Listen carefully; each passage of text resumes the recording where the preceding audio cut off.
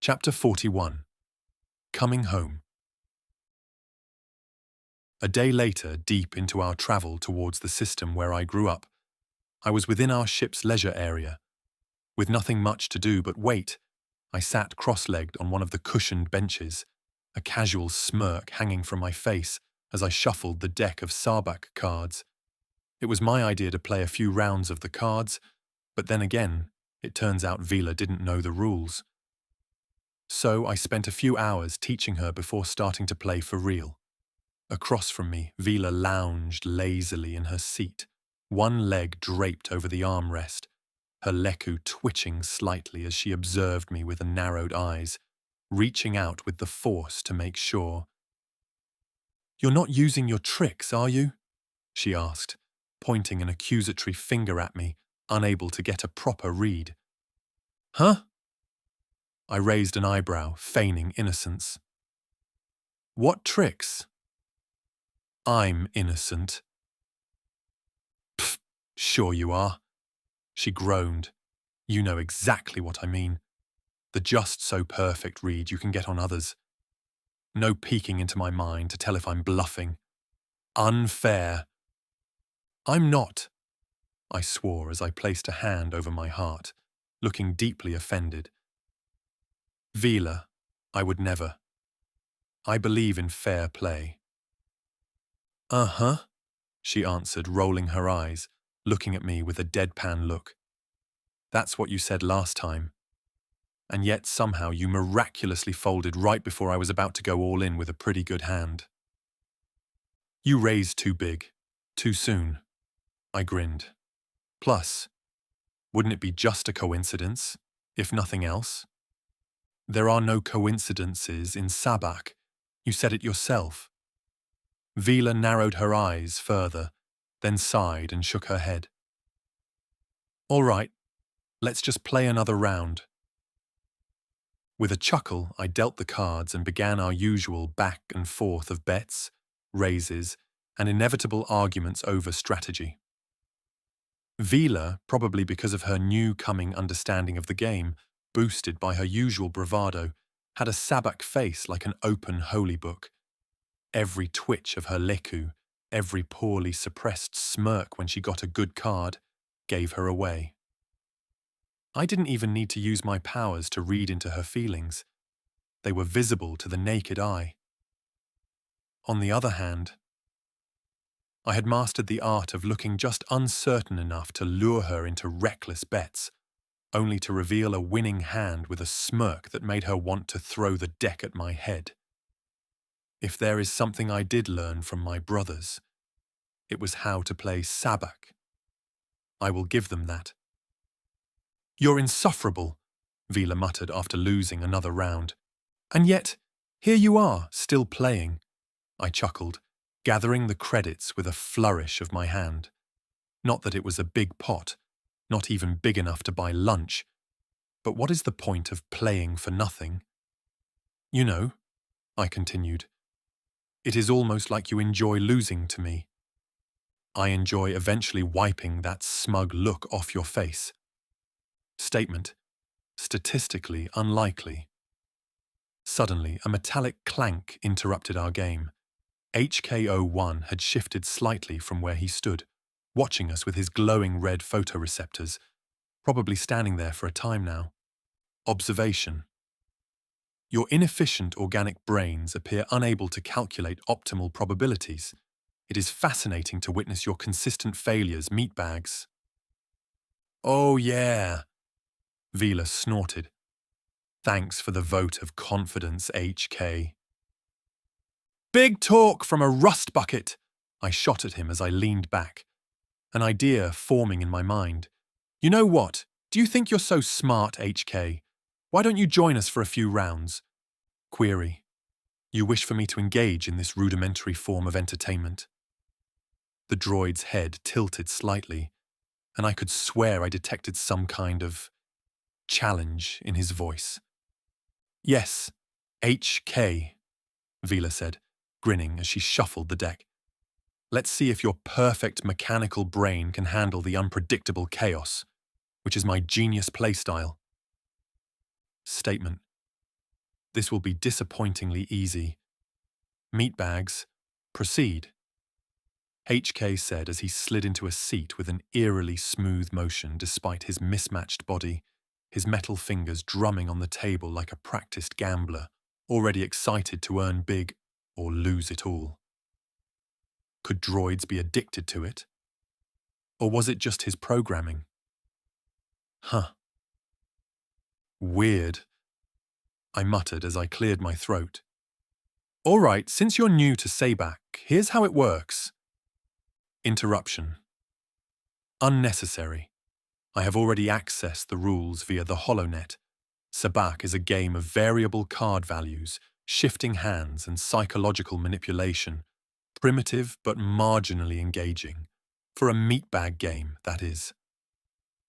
Right, I said slowly, exchanging a glance with Vila. Well, just so we're clear, cards can shift values randomly thanks to the randomizer chip in the deck. The goal is to get as close to 23 or -23 as possible without going over. Clarification, or to force opponents into overcommitting through strategic deception. Additionally, the idiot's array, a 2, 3, and a face card of the same suit, instantly wins. Am I correct? Tisk. Vila clicked her tongue as it took her about half an hour to remember it all. Okay, yeah, you got it. But knowing the rules and playing are two different things. Smug addendum. For organics, perhaps.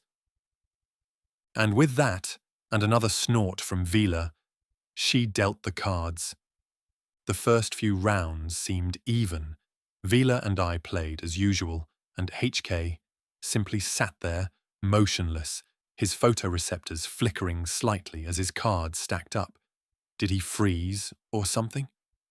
It wasn't until the fourth round that we realized something was very wrong, because he, this time around, had a pure sabak, and the previous ones were also very close, ending up with hands between 20 and 22. Wait a second, I said, frowning as HK collected another pile of credits. How are you winning every hand? Elaboration. I am utilizing basic statistical analysis, probability matrices, and pattern recognition. Additionally, I have identified Vila's tendency to blink twice when she bluffs and Kael's micro-expression shift when he considers folding. You bastard! I moaned as we exchanged horrified looks. Wait! You've been reading us this whole time? Vila gasped. You were staring at your hand the whole time! Correction. Reading you is unnecessary. Your inefficiencies reveal themselves before you even consciously acknowledge them. My main focus is on other things. ...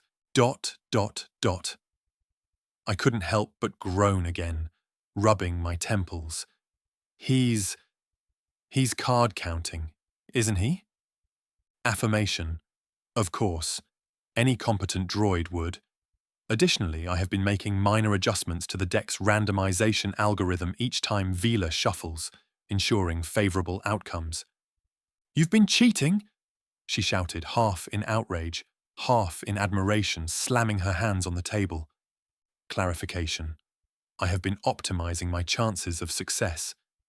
The term cheating is an organic construct irrelevant to superior artificial intelligence. HK calmly collected another stack of credits, showing an idiot's array. Victory assured. Pfft. I laughed as I leaned back in my seat, crossing my arms. Well, that's just great. Serves me right, eh? I glanced at Vila. We invited a murder droid to play Sabak, and he turned out to be a gambling mastermind. Shows us how overly trusting we are, hoping he would play fairly. Let's put its head on a mouse droid. Vila huffed, tossing her cards onto the table. This is ridiculous. I refuse to play against a glorified probability engine.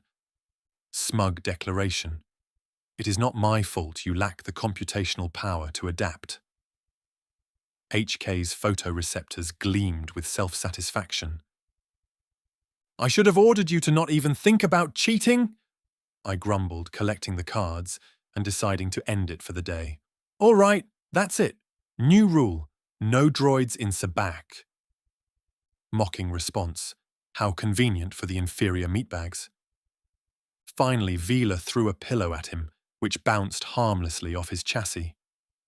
Not that anything harder would have done any harm at all. Dry remark. Your feeble assault only further proves my intellectual superiority. He is enjoying riling you up, I sighed, pinching the ridge of my nose. Remind me why we keep him around. We can scrap him, Vila smirked. We already have the clues, we don't need him anymore, no? Amused. Observation. Incorrect. You may wish to use me as a bargaining chip, and you would miss my charming personality. Request. Although it would be highly appreciated if you would forget me in a world, granting me my freedom. Fat chance, I answered, standing up.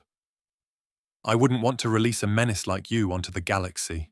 A few days later, I was sitting in the co-pilot's seat next to my master, watching him pull the lever and drop us back into real space. The moment the ship reverted from hyperspace, I felt it before he saw it. Iskandar, my home.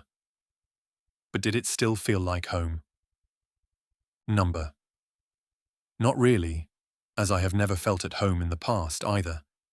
The ship's systems beeped once as the Navy computer confirmed our coordinates, and the viewport was filled with the industrial expanse of the Alaris sector's mightiest world, the shipwright world of the Valtherion family. From its center, the twin stars bathed the planet in a pale golden glow, their intensive light refracting against the orbital shipyards that cast long shadows above its surface like giants. Even from this distance, the flickering lights of active docking bays and the slow movements of massive construction arms gave a sense of business. Iskandar had always been a place like this, a never-stopping city of imperial pride. I couldn't help but watch as I leaned forward, resting my hands on the edge of the Navi computer, my eyes locked onto the world below. I had left this place as a child, exiled by choice, but cast aside all the same. There was no future for me here. Now, I had returned as a Jedi, or at least something close to one. A Padawan. I wasn't sure which version of myself my family would despise more. The returning escapee, or the Jedi, master. Ben's voice broke the silence as he patted my shoulder, making me flinch. How does it feel? Well, I inhaled slowly, letting the filtered air of the ship fill my lungs before exhaling it. Strange. I turned to face my master, to look into his blue eyes. It looks and feels the same, but I don't think I belong here anymore. I understand. Ben nodded, arms crossed over his chest as he studied me with a quiet understanding. But that's the thing about home. It never changes as much as we do. Maybe? I smirked, though it lacked honesty. Sounds wise, Master. Stole it from my dad, Ben admitted with a flicker of amusement in his blue eyes. Father has a habit of saying things that make sense at important-sounding moments. I was about to answer when the ship's comm crackled as Master Katan's voice cut in. Being at the gunner alcoves with Vila, one of them at the top, one at the bottom, prepared for everything. We're in Imperial space now, kids, transmitting clearance codes. Let's hope your name still carries enough weight to keep us from getting blasted out of the sky for coming in without prior notice. Hearing it, I couldn't help but wince. It was a collective decision to come home in a more subtle way. I was not going to appear as a Jedi not out of the blue. Instead, I would return home as someone who made his own fortune and was now a merchant. Would it work? I didn't know, but Master thought it was best not to introduce us as Jedi, especially after I told him my family hated them. We were here to make contact with my oldest brother and see what we could find out from there. Even then, Iskandar was still under the Remnants' control, and while the family name of Valtherion once commanded deep respect, my absence, my betrayal in their eyes, may have changed the fact that my name has any meaning here. Then, I watched as the comm light blinked as an incoming transmission was received. Switching it on, a crisp, clipped Imperial voice followed shortly after. Unidentified vessel, state your designation and purpose for entry into Iskandar space. Yes, I muttered something under my breath before pressing the comm switch to transmit our fake identification directly. This is the Renegade requesting clearance to approach. We're here on diplomatic and personal business, transmitting identification now. And we waited. It was a long pause. Then, the voice returned, this time with a notable shift in tone. Transmission received. Stand by. Just sitting in my seat, I felt my pulse quicken as the silence stretched on. I knew exactly what was happening. My name had set off alarms in the system, and now some officer was scrambling to decide what to do with the info. Think they're rolling out a welcome mat or a firing squad, Vila muttered from the comms, and I could see her arms holding the turbo laser's control rod, her leku twitching with impatience. 50-50, I murmured. Maybe they'll let us land first and shoot me later. Kael! Ben shot me a look. That's not helping. Sorry. Just then, the comm crackled to life once more. Renegade, you are cleared for landing at Docking Bay 32B. Escorting patrols will guide you in. Do not deviate from the assigned flight path. The channel cut off, not waiting for an answer. Huh. I let out a slow sigh. Well, that was dramatic. What are those? Vila asked as I saw a group of TIEs flying by us taking up escorting formation. I never saw a TIE fighter like those. Those are TIE defenders, I answered, looking out at them. It is one of the ships we are equipped to make. One of the reasons my family has some weight behind their name to this day. And the fact that they were usually under the command of my older brother. I wonder, will he be waiting for us? Well, a few moments, and I will know. Chapter 42, Iskandar. Our ship shuddered a little as its landing gear locked into place, the hydraulic hiss of the ramp lowering, getting drowned out by the loud screech of TIE defenders banking sharply overhead of us. Their engines didn't scream like standard TIEs. They were more resonant and roared loudly, giving out a deep, throaty whine that vibrated through the ship's plating. I remembered that sound very well from my childhood. It was the pride of the Valtherion shipyards.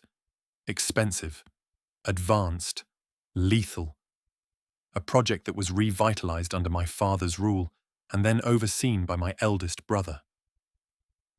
They like to show off, eh? Vila's fingers twitched near her blaster while her lightsaber was hidden away as the TIE escort peeled away, their matte black hulls glinting under Iskandar's twin suns. Should we be scared or something? She muttered, leaning close to me. Well, they're not here to welcome us. I can guess that much, I answered, adjusting the high-collared merchant's coat I was wearing now. The fabric itched. A lot. I was already missing my usual robes. Who would have thought? Wearing regular clothes was already uncomfortable, but I can deal with that. They're making sure we don't bolt, Master Kael added, looking much more relaxed in his mercenary-like clothes than any of us. Which is not strange. Master Ben laid a steadying hand on my shoulder. As we began descending from our ship, remember the plan, You're a trader now, not a Jedi. Keep your emotions in control. I simply nodded, exhaling through my nose. Yes. I was now just a prodigal son returning with a cargo hold full of, well, nothing really. The docking bay was sterile, all durasteel, and equipped with harsh lighting that almost felt biting to the human eye. Yet we were not alone anymore. Not far from us, we already had a welcoming committee waiting for us. The fact that it wasn't my father was enough to know that my arrival was not relayed up the ladder, stopping straight at the figure there, flanked by a group of soldiers. Kael Valtherion, my eldest sibling. A quick glance at his officer's uniform, he was already a commodore in the Navy. Not a surprise, really. He stood there with his arms clasped behind his back, flanked by 4 stormtroopers in their shining, white armor, holding their blasters in a ready position. Darion's uniform was immaculate, the rank plaque gleaming, but it was the cybernetic implant tracing his temple that caught the light in my eyes. He didn't have that prior to me leaving Iskandar. A quick look told me enough that it was a thin neural interface wire feeding into his skull. Enhanced reflexes, I guess. I couldn't recognize the model or what it really was, but the fact he had one wasn't that much of a surprise. Anything to get better. Kyle. Darion's voice was just as sharp and unfriendly as I remembered. I'd say it's good to see you, but we both know I don't waste breath on liars. Long time no see. I forced a smile, noticing the stark contrast between our clothes. Still charming as ever, brother. We are not related anymore. He snorted while his gaze flicked over the crew, lingering a half-second too long on HK-01. You left as a coward. The moment Father learned of your betrayal, you were struck from the family's registry. You are nobody, Kael. And as I see, you didn't achieve much. Now you return with… What? A ragtag crew and a rusting freighter? He stepped closer, his voice dropping deeper. Did you think Father would forgive you? Or did you just miss the taste of Imperial discipline? Because even I know you can't be that stupid that you come and look for help here. Are you… Standing close to me, Vila's Leku twitched noticeably. Almost immediately, Master Kael subtly shifted his weight, ready to intercept her if she suddenly lost her composure. My brother was good at that, getting on others' nerves. It was an innate talent. Yet it was not Vila, but HK-01 who broke the tension with a dry clank. Observation. This reunion is as emotionally stunted as expected. Shall we proceed to the obligatory posturing, or may we skip to the threats? My audio receptors are already clogged after trying to filter the nonsense. .. Darion's eyes narrowed after hearing him speak. At first he was angry, but then I felt the change. Quite a significant shift, in fact. That droid. Where did you acquire it? Traded for it. I couldn't afford a new protocol droid. I shrugged, explaining it calmly. From a junk dealer on Nar Shaddaa. Do you like it? I call him HK. Well, it was what it called itself after I turned it on, and I kept the designation. He's a bit faulty, but does the job. Addition. I am mortified to interact with so many meatbags of inferior cultures. HK supplied, helpfully. As I said, I shrugged. It was cheap because it has faulty programming, but I do with what I can find. ... A muscle in Darion's jaw twitched. Not because he was annoyed. Number. There was more in him. Realization, recognition, greed. He knew of HK, or at least he knew of something similar, which made me guess that he may have seen something similar to HK. If the Grandmaster was right, HK had been touched by the dark side. This also means that maybe parts of it are with the Sith. If so, we will be able to use HK to find them.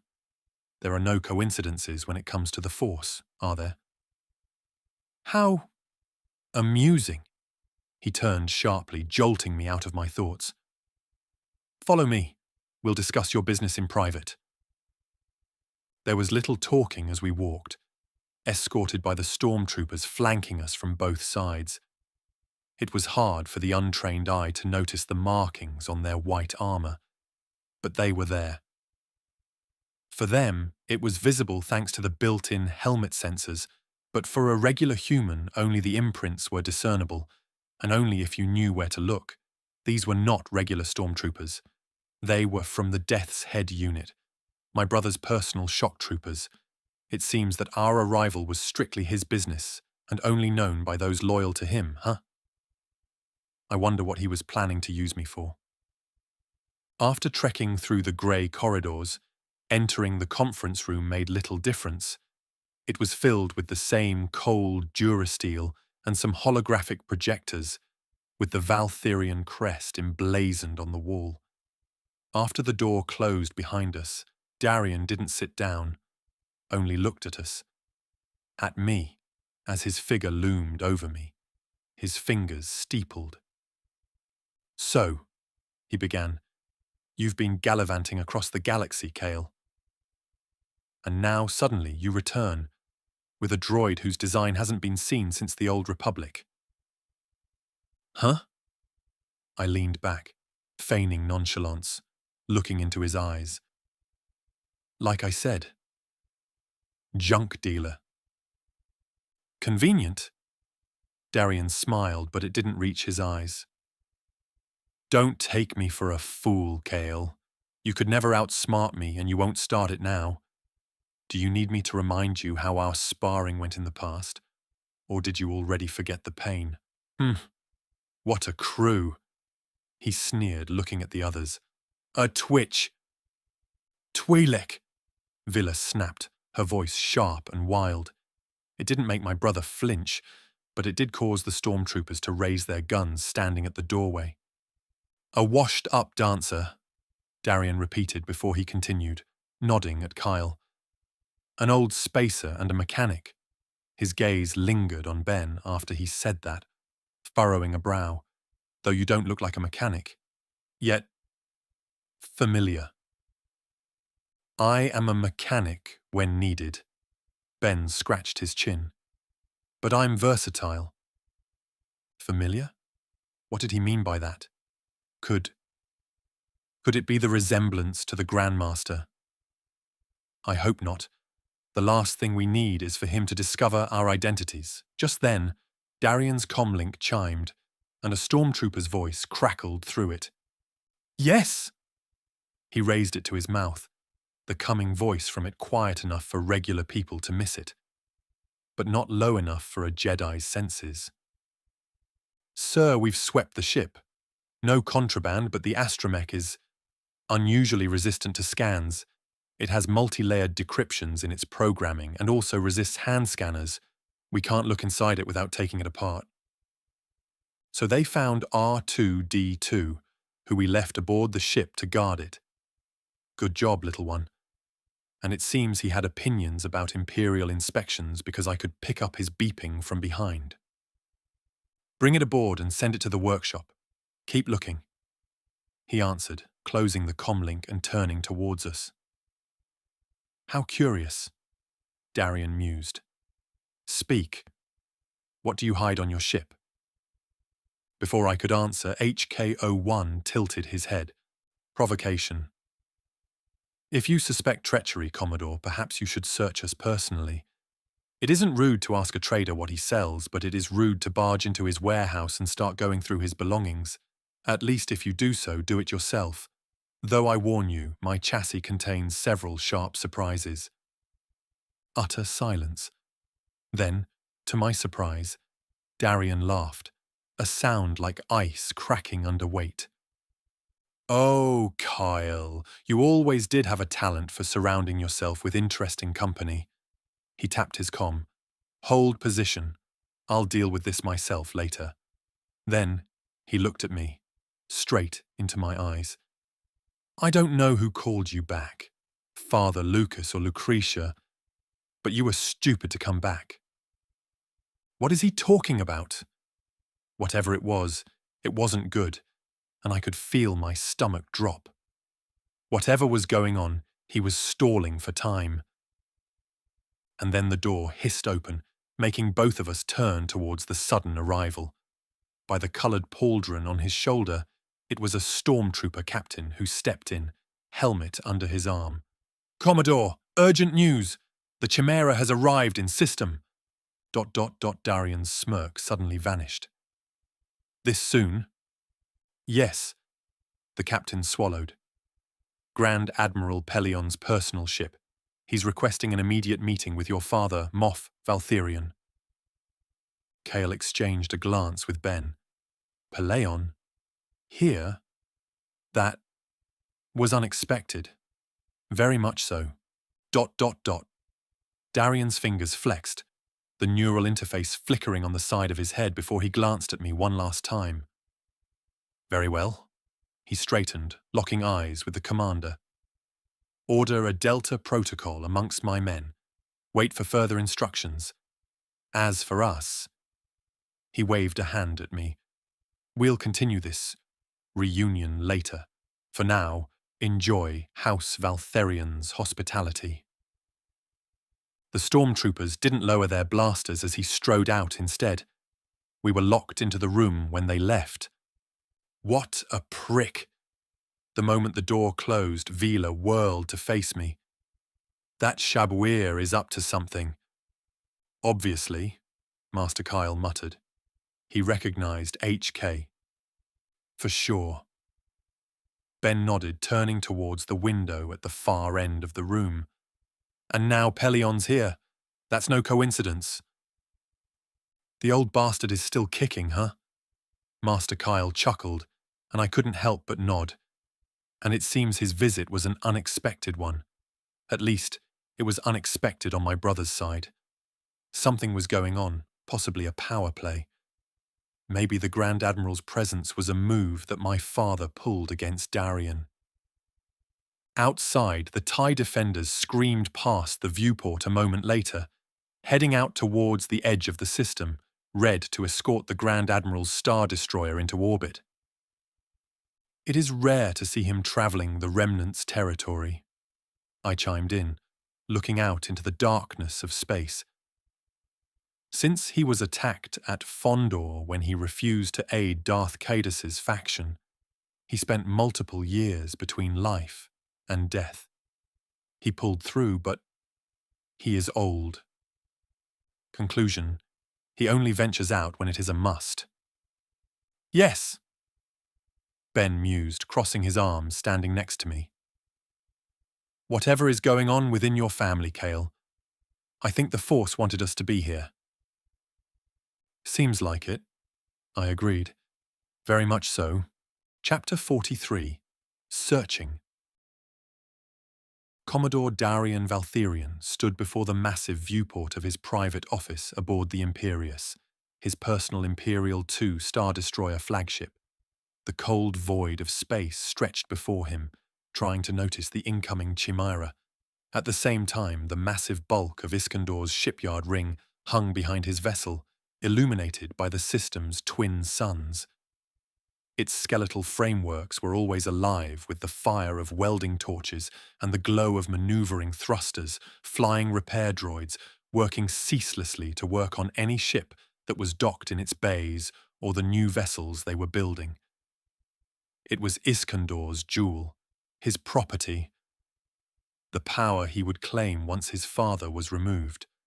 But now, with the arrival of Grand Admiral Pelion, everything was shifting, faster than a TIE defender at full throttle and far less predictably. He couldn't help but ponder why the old Admiral had come here. Why now? He should be already dead. Why wasn't he finally giving up and going to sleep like all these old Imperial codgers still clinging to life? It was a new era. It should be his era. Darian's jaw clenched as he turned away from the viewport, his boots clicking against the polished deck of his flagship as he walked back toward the middle of the room. The holotable in the center of his quarters hummed to life at his approach, its display a chaotic web of crimson sigils and scrolling data. It included all fleet deployments, intercepted comms, and the damning absence of his father's usual security lapses. It pointed towards that he was behind this all, inviting the Admiral here, right at this moment, just when his exiled brother also decided to come back. Nothing about the summons or Kael's reappearance made sense to him. Darrion feared that he had just swallowed the bait in intercepting Kael. He knew that his father had been content to play the long game, to let Darrion maneuver, to test his ambition and resolve, his resources. But why invite a Grand Admiral to Iskandar? This was just their family's natural way of nurturing the best successor. Unless his father had learned of it? The thought flashed through his mind like a vibroblade between his ribs, making him take a sharp breath. He exhaled painfully and forced himself to focus. He had to adapt, anticipate, and control the situation. His family hated the Jedi, no matter which side they took. But since Kael's gift materialized and he left the family, he became curious. He secretly studied. And then, he began searching. And he found them. No, they found him, striking a deal with these dark Jedi. Was it what made his father intervene? Did he learn about it? But how? A quiet chime interrupted his thoughts. The display flickered, revealing the gaunt, razor-edged visage of Commander Varric, his most trusted officer. The old man's cybernetic left eye, a trophy from the Battle of Jakku, glowed faintly as it processed data. "Sir," Varric said, his voice as dry as a desert corpse. A few times Darrion wanted to ask him if he had any feelings, but he never got around to them. "Admiral Pelion's ship has made contact. Escorts are forming around her. ETA, 15 minutes. Were we the first?" Darrion nodded, waiting for his answer. "Yes. No other ship answered as fast as we did, not even your father's." "Where is the Judicator?" he asked about his father's ship. "In its docking spot within the ring." Varric hesitated, a fractional pause that would have been imperceptible to anyone but Darrion. "Your father has ordered all ships to hold position. The Admiral is going to dock next to it while they meet aboard the station. Your father's shuttle is already coming up from the surface." "Not good!" Darrion's fingers curled into a fist, his neural interface flaring with a spike of irritation that he ruthlessly suppressed. "Keep our officers on high alert. Pelion will expect discipline. We give him nothing to question and make sure our troops are there to welcome him when he comes on board of Iskandar's Pride." "Understood." Varric inclined his head. "And your other arrangements? ... Without saying anything at first, his face crunching up a little. The Sith, these dark Jedi, were gone already, but not all of them. "I will instruct them personally. It wasn't much anyway. There were only 2 people, the woman named Vestara's followers. According to their deal, they remained behind to help him organize a proper change in leadership, using their gifts to make sure everyone would fall in line with his ruling after his father was out of the picture." Soon, the transmission cut out. Alone again, Darrion's gaze drifted to the unmarked console embedded in the far right end of the wall, its surface matte black, its access ports locked to his implant's frequency. If his father learned about the Jedi, if he did, he would have called Kael back because of it. It was making sense. There was a trap being set for him, and he was sure of it. But maybe intercepting Kael wasn't a trap he couldn't utilize. He already had a new idea of how to use his little brother to maneuver out of his father's machinations. The only thing he missed was that even his father was in the dark, why the Grand Admiral had come to visit him. oblivious that his eldest son was drawing up connections that simply didn't exist in the first place. The humming of the station's environmental systems was almost meditative in the temporary holding cells where our group was kept, like back in the Jedi Temples. The conference room was within one of many auxiliary chambers tucked deep into the outer service ring of Iskandor's pride. But it wasn't easy to concentrate and meditate while we were inside, waiting for my brother to come back for us or make a decision. Whatever was happening caught him off guard, which, honestly speaking, was probably the guidance of the Force. It was too big of a coincidence. Looking to my left, I watched as HK-01 stood near the door, perfectly still, his red photoreceptors pulsing softly, probably doing something, maybe hacking the door release, or just imagining how to kill his way out of here. Then, I felt something that made me furrow my brows.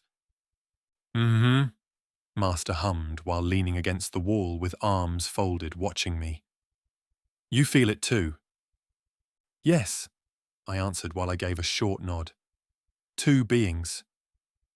It was faint, and they came out for only a brief flash. They are trying to mask themselves, and they are doing an excellent job of it.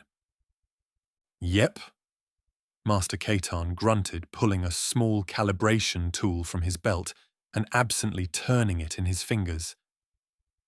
I also felt one of them pass by, 2 corridors down. The way it felt was different from those Sith I tangled with in my days.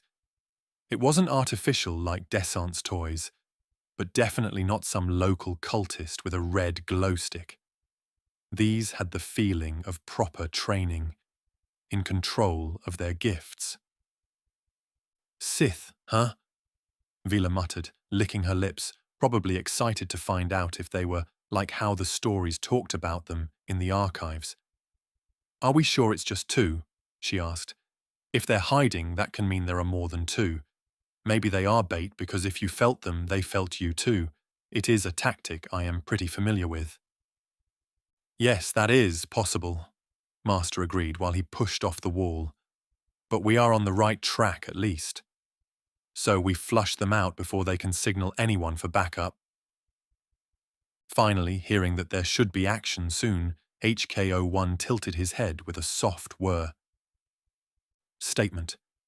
I propose we extract their spinal columns and use them as decorative antennae, efficient and appropriately intimidating to thwart any further ambushes. Addendum. It could also work as a shock. No spines. If we get into a fight, try not to kill them, okay?" I said, half smiling despite the tension. "We want to capture them to find the rest." Capturing a Sith is not an easy task. Master Kael gave a chuckle, then stopped, turning serious. But seriously, we shouldn't wait. The fact that they are moving is probably a sign that they also felt the sudden changes. My hunch is that something happened that had thrown Kael's family into disarray, disturbing the schemes of multiple parties. "That is my conclusion too," Master agreed, nodding his head. "If Darian's the one working with them, then they're probably lying low, helping him out from the shadows. But Vestara's people are not stupid, and they will escape if they feel the situation is too hot for them to stay." "That's why you don't make deals with the Sith," Vila added sarcastically. "They aren't the type to keep to their promises, aren't they?" "Yeah," I muttered, knowing that those who followed the dark side are usually more self-centered and place their own gains and well-being above the others. So, no matter what my brother offered or threatened them with, he would be left behind given the situation. "Let's go." Ben looked at us. "We don't have much time." "Yes." I nodded as I straightened, blinking my eyes for a moment. "Right. Here's what I think. We move quietly," I began explaining. "We split the station into quadrants, and we constantly monitor for movement in the Force. If we get even a flicker of something off, we triangulate." HK-01 raised a hand at once while I spoke. Cautionary suggestion. Perhaps we should not split up. Organic Jedi have a history of being picked off one by one during such investigations. He's not wrong, Vila muttered. The station is massive. We need to cover as much as we can, I muttered as I looked at my master, who was already next to Master Katan, who was working on opening the door to our cell. This time, HK is right. He smiled at me. We stay together, silent, no lightsabers unless absolutely necessary. If we encounter others, we will use the Force to influence their minds to ignore us. If we find our Sith, we corner them. We capture, not kill. We want answers. He added, directly gazing at HK. Yes, Master. I nodded, exchanging a glance with Vila. And if they strike first? Then we strike back harder, Kael said without a pause. His tone was nonchalant, but I could feel the heat beneath it. No matter how much experience Master Katan had raked up throughout his life, he was still a warrior, excited by the thought of combat. HK-01 probably noticed it too, as its servos clicked eagerly. Anticipatory declaration. I have entered combat mode. My targeting subroutines are experiencing joy. Same. Vila smiled and clipped her sabers to her belt, eyes scanning the door that was soon opened up by her master. I know how predators track their prey, and how prey thinks when it wants to remain hidden, she said, nodding toward the empty corridor before us. I think I can track them down even without the Force. And if we're lucky, I muttered, stepping outside, looking around both ways, recalling my memories as to where we were precisely. They'll be exactly where we want them. Question: do we know where we want them? No, Master Katan answered, stepping outside and smiling behind his beard. But the Force will tell us. Statement: I prefer proper battle plans. The Jedi and their trickery are always hardly precise or calculable methods. Their utilization is the antithesis of my kind. I thought you were already used to it, being as old as you are. Vila joked as we made our way down to the left, following our feelings in the Force. Answer: maybe. But even my damaged memories tell me that working alongside Jedi tends to leave me in shambles and turned off, just to reappear centuries later. Addendum: it is comparable to how you meatbags wake up after a night of drinking, not remembering how you get to where you are, or who you are. Don't worry, I chuckled, looking at his head. This time around, maybe it will be different. Resignated answer: no, Master Meatbag. It won't. Chapter 44. Panic. The Chimera glided silently toward Iskandor's orbiting shipyard, docking into its designated spot. The fact that it could house it was also a showcase of Iskandor's strength, as few places in the current empire were capable of welcoming something of its size.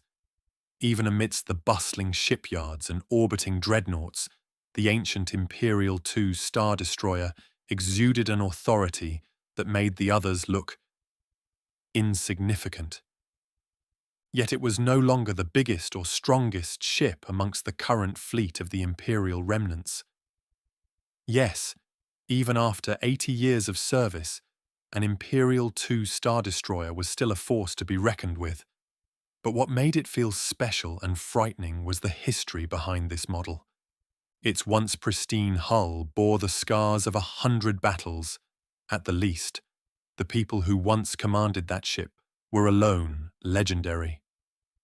Amongst them was the same man who right now stood at the heart of its command deck. Grand Admiral Gilad Pellaeon remained still, hands clasped behind his back, which was just as straight as that of a freshly promoted officer, showing no sign of his apparent age. He studied the incoming transmission on the holoprojector. His eyes were just as calm and clear as 50 years ago, serving under the Emperor as the captain of this exact ship, or when he accompanied Grand Admiral Thrawn in his campaign, once again, right here, standing where he was standing now. Pushing the memories away, he watched the Valtherion crest flicker before resolving into a straightforward, visibly hurried message. "The Moff awaits your arrival. A private meeting has been arranged as per your orders." The fact that it didn't mention anything more made him smile inside, knowing that his sudden arrival was having the exact effect he wanted. Fear. It was the best weapon against the likes of the Valtherions, who, even a generation later, were still cradling the old ideals of Emperor Palpatine. "Huh." Pelion's lips thinned. "Very well." His voice was a bit hoarse, never really recovering from his almost fatal encounter above Fondor. "Captain," he turned towards the current captain of the Chimera, "inform the ISB team to use the ship's computers to gain access to the Valtherians' computers." "Are we going to slice our own systems?" he asked, not because he had misgivings about the order, but simply out of curiosity. "Although the source of our information is solid," Pellaeon said, crossing his arms, "it is always good to be sure about it. Sometimes the Moffs tend to let their ambitions blind them to the greater picture. I know, I saw it for myself with Moff Dizra." "And the Chimera's escorts, Admiral?" "Keep the ties ready in the hangar bay, just in case. If I need a show of force, I'll summon one, but it should not be necessary." With that, he turned and left the ship bridge, heading towards the hangar bays, where his personal shuttle would take him to the designated section of the orbital shipyard. The Lambda-class shuttle's ride was smooth, while Pellaeon sat ramrod straight in the passenger compartment, his reflection warped in the transparasteel viewport. Seeing his own old visage, he couldn't help but wonder if he would recognize himself, the version of him who had once served under Thrawn. So much changed since then. The Empire had been reformed and was now becoming one of the stronger forces of the galaxy, but it was not achieved through fear or forcing others into servitude. No. The remnants were not the Empire that formed under Emperor Palpatine, and Pellaeon knew that it was for the better. It was what allowed them to survive and come out better in this new era. That is why the information coming from Talon Karrde alerted him. Recalling it, his mind churned once again. He had reviewed it, and then his best people inside the ISB did it too. Then, he had briefs about it multiple times, once upon receipt, twice while the Chimera plotted its course and travelled, and a last time with a magnifier, searching for the telltale brushstrokes of a forgery. But no, Karrde's information, whenever he gave them, was immaculate. No wonder he was, to this day, the greatest and most respected, and feared information broker alive in the galaxy. The accusation he passed on to him was damning, so much so that it made the old Admiral make a move by himself and leave Bastion. Before anybody else could, he had to step in. If this situation wasn't handled with care, if it snowballed, if it even got out to the wider galaxy, it would be a blow to the remnants. Would it be fatal? Could be. Maybe it wouldn't damn the Empire, but it would for sure destroy a lot of what they had going for. An Imperial family, the Valtherions consorting with Sith. What would everyone think of that? Especially if everyone remembered how Darth Caedus acted, devastating many systems before they could recover from the Yuuzhan Vong attacks. The galaxy had barely survived the last Sith war. It would not survive another. And yet, Pellaeon's fingers traced the edge of his datapad, turning away from the shuttle's viewport. The evidence was as clear as it can be. A complete audio recording and the transcript of messages exchanged between the Valtherion family's oldest son and the known Sith, Vestara Kai. He wanted it to be fake at first, but, no matter how deep they dug, the recording was authentic. The voices were not fabricated. Everything was real. How deep the Sith, possible followers and remnants of Caedus's people got into the family was still a question. That is why he arrived unannounced, and that is why he was now on his way to meet the Moff, the family's head, and get to the bottom of this issue before it blew up in their faces. The doors parted with a loud hiss when Pellaeon entered the simple office.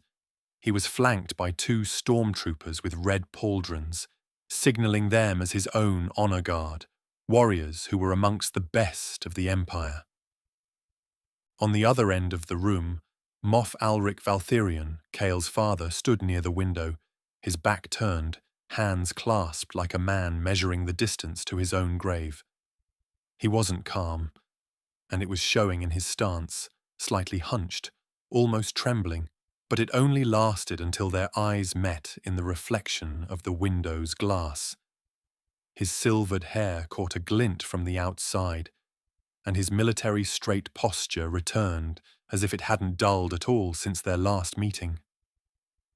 But no matter how much he wanted to mask it, the air around Alric smelled of ionized anxiety and the too expensive Corellian brandy. No wonder, as its bottle was on the desk, half empty. "Grand Admiral," the Moff said, reining in his nervous voice, turning around. "Welcome to Iskandar. It's been far too long." "Indeed."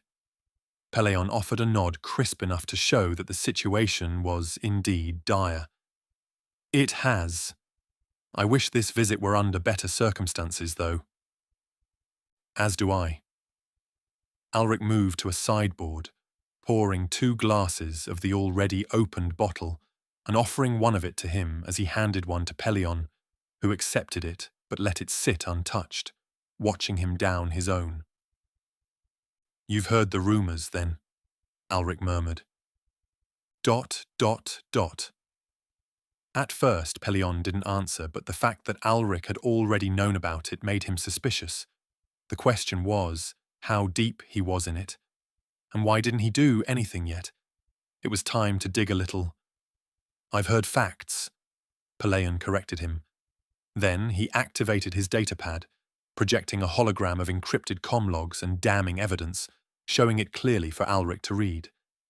"These messages are not our only evidence. We have hyperdrive registries of vessels arriving here, vessels that have been traced back to ships that were with Darth Caedus." This was not precisely true, as they were in his flotilla, yes, but so were many Republic ships following his orders, in service right now. But Alric didn't need to know that. It was just another method to put pressure on him to spill everything. ... Alric's glass trembled faintly before he set it down, listening to his words. "Are you certain?" "As certain as I am that someone tipped us off, deliberately." Pellaeon leaned forward. "It was sent with the type of encryption that would not trip our inner failsafe, making the sender well-versed, and also someone who has to be high enough to be able to do it. This didn't come to the surface because of an ISB sweep. This was something we were notified of from the outside, Moff Alric. And I don't need to tell you what it could do to us if it gets sent to others. Luckily, it was delivered to my doorstep first. We can still act." A beat. Then, "Damn it!" Alric breathed. "How much do you know? It is better to speak now than later, because by then I won't listen." "I don't know the full extent." Alric's face darkened like an eclipse. Darrion thought he could control them. A Valtherion trait. I also only learned about his involvement with them 2 days ago. I was collecting information about it to prepare. It is a ploy against me, Admiral. He wants my position as head of the family and as the new Moff of Iskandar. A fatal mistake. Pellaeon straightened, looming over the Moff like an already made verdict.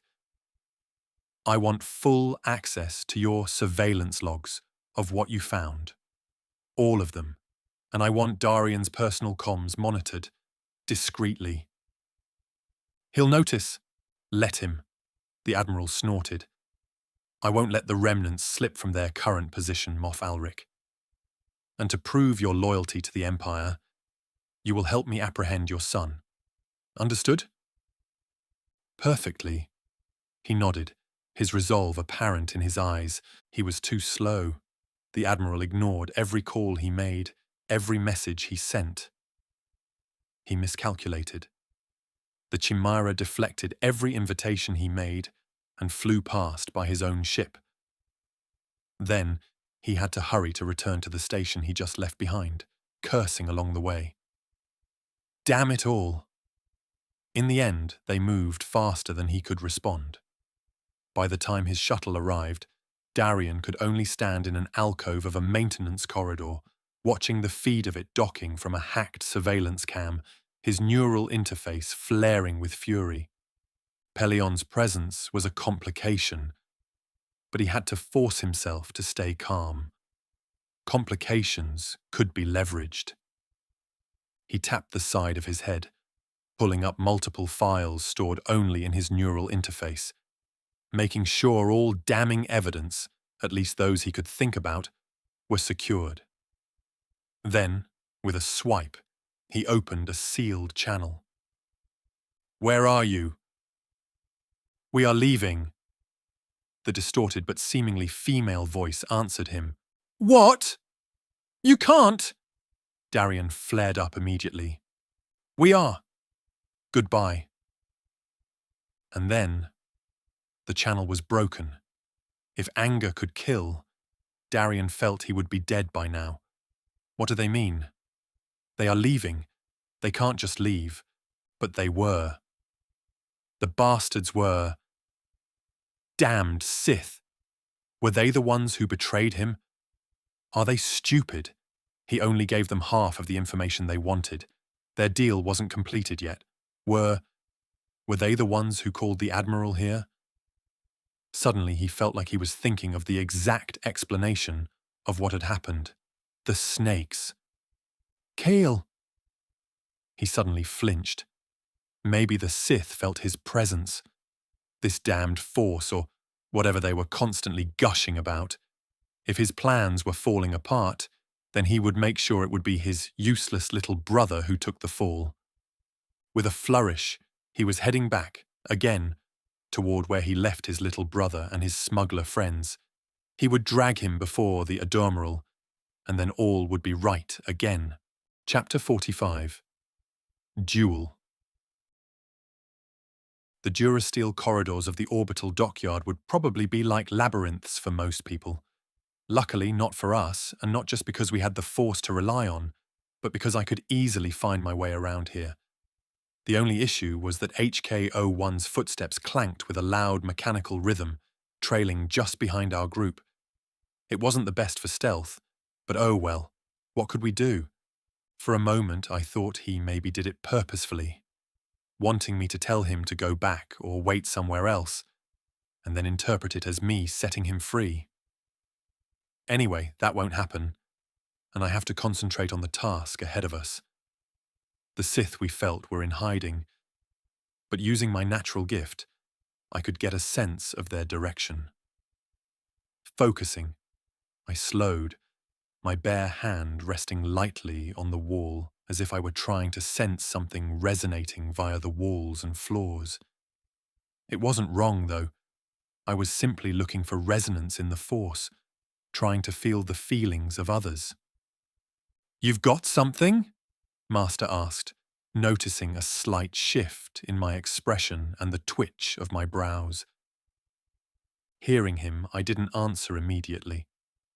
My eyes remained closed, my brows furrowing even more as I probed deeper. The faint, somewhat fear-filled mess of dark side energy was there, and whenever I felt it slip, I had to stop and retrace its owner's steps. But this time, it wasn't fading. No, it was stronger than before.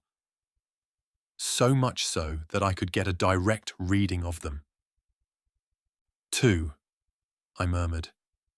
"They are hiding well, but we are close now, and I can feel the edges of their consciousness." "Wouldn't they notice you?" Vila asked. "They are too preoccupied." I opened my eyes, sharp with focus. "They're trying to leave. And they are afraid. They sensed you, I added, glancing at my master. I am not surprised. Ben nodded calmly. Let's go. We stop them here. If we can take them, it will be easier to find Vistara. A moment later, we moved swiftly through the station's lower service levels, heading towards the underbelly, where freight and maintenance vessels were shuttled in and out without much fanfare. HK-01, remaining silent so far, scanned for motion, tapping into local feeds and low-level patrol chatter, while Master Kaetan quietly disabled surveillance sensors with a flick of his wrist or a careful overload. Eventually, we finally reached a wide service stairwell that fed into Docking Bay 12 without alerting anybody. I can sense them, Master stopped us, stretching out with the force. This is it. They're inside. If you can, they can too, Master Kaetan added, and I agreed. So we headed forth, not wasting much time trying to sneak up on them. The blast doors to the hangar were half open and security sensors were offline, odd, but not if you knew they were trying to escape. As our group stepped through it into the hangar proper, we were met with the sight of chaos barely ending beneath the routine hum of departure, the resonating sound of repulsor lifters being powered up. Inside the cavernous docking bay, several old ships, bulk freighters, a rust-streaked Lambda-class shuttle, and some repurposed starfighters were being stashed away, probably forgotten about, but one of them was being audibly powered up. What was troublesome was that the maintenance droids all were cut apart by lightsabers, lying on the ground, still glowing a little where they were separated into multiple parts. As for humans, at least, they weren't present, so no actual casualties. Yet. There, I said, pointing toward the rear of the bay, near a matte grey transport ship with no visible markings on its surface. It wasn't hard to find them. The two were in the middle of preparations, probably cursing themselves for disabling most of the droids because now they had to do it manually, which caused enough slowdown for us to catch up. They have the aura, all right. Master Katan's eyes narrowed. They're cloaking their presence, but I have killed enough of their kind to sniff out dark side energy when I feel it. They know we're here, Vila added confidently, her hands hovering near her lightsabers, ready to fight at a moment's notice. Across the hangar, the taller of the two Sith straightened and finally turned towards us. His hood slipped back just enough to reveal a pale face. He wasn't like the Sith in the stories I read. Yes, he was a bit ghostly at first look, but he wasn't scarred or distorted. His eyes were also simple, greenish in colour and not sickly yellowish. Were they actual Sith? Had to be. I could feel their energies and thoughts, and they were nothing akin to how the others felt back home. Jedi Master Kael Kaetan, the one who looked at us, growled, and Jedi Master Ben Skywalker. The shorter figure, masked and wrapped in tighter, more tactical garb, immediately dropped the tools he was holding. Reaching for his side, he brought out his lightsaber without hesitation, igniting it at once and taking up a defensive formation. No more hiding. Just come with us peacefully, Master Kaetan said, slowly pulling out his own lightsaber, while Vila and I were already standing with ours, ignited, facing the two. We won't hurt you, Master added, but then HK-01 had to speak up, didn't he? Observation. I can't make the same promise. I don't know if it was the trigger or not, but the Sith struck first after it. A wave of kinetic force energy surged toward us all. It was akin to a howling storm of pressure and malice taking physical shape. Vila and I threw up our defenses instinctively, gritting my teeth as we were shoved back several steps. Damn. It was the strongest type of force push I have yet to face. It also made me realize we were still Padawans as Master Katarn met the blast head-on with one hand raised, his body braced like a wall of stone, dispersing it with ease. Beside him, my master did the same, his lightsaber ignited in a fiery snap hiss of blue. Tsk! The taller Sith's saber followed a heartbeat later, crackling red with an unstable edge, but he said nothing more, getting into a stance that I identified as Form 5. You two are not that well trained. Master Katarn gave a faint smirk. Don't make this hard on yourselves. You won't take us without a fight, the masked one shouted back at us, his voice distorted because of it. Then, to my surprise, Master Katarn stepped aside, and so did Ben. I will, because they will fight you, and we will just watch. I don't know if this was something they planned for us, or if it was born from the fact that they thought our two opponents were a good training opportunity. It was probably both. Still, neither of us questioned it, and Vila and I took the initiative from our enemies. The taller Sith, clearly the more senior, made his decision just a moment later as he lunged at me with a vicious overhead strike. Powerful, aggressive, but controlled. Gem. So it is. Recognizing the movements within my enemy, I braced myself and turned his attack aside. My counter was precise and with just enough strength I needed for it. In the meantime, from the corner of my eyes, I could see Vila clashing with the second Sith, whose masked face hid all of his emotions, only meeting Vila with the same form she was proficient in, as the two were battling like a whirlwind of orange and red. Even amidst our battle, I could hear that in the background, HK01 began complaining. Statement. Oh good. Another chaotic melee with poorly defined rules of engagement. You Jedi should start learning to shoot people. It is much more efficient. What I didn't hear was our master's conversation happening at the same time. They're holding their own, Katarn said. Kael reads his opponent very well, and his form is one of the best amongst the Padawans. It is hard to notice points in his stance where I could make him panic and force a mistake. He is a good student. Ben smiled and answered him similarly. And Vila's tempo is excellent. She's guiding the flow, forcing her opponent to overcommit. She managed to interrupt all of her enemy's attempts at changing the tempo and dictating their fight. Of course, we didn't have the luxury to know that. In the heat of the moment, we could only trust in the Force and do everything to stay ahead of our enemies. It was so that the hangar became a blur of light and motion.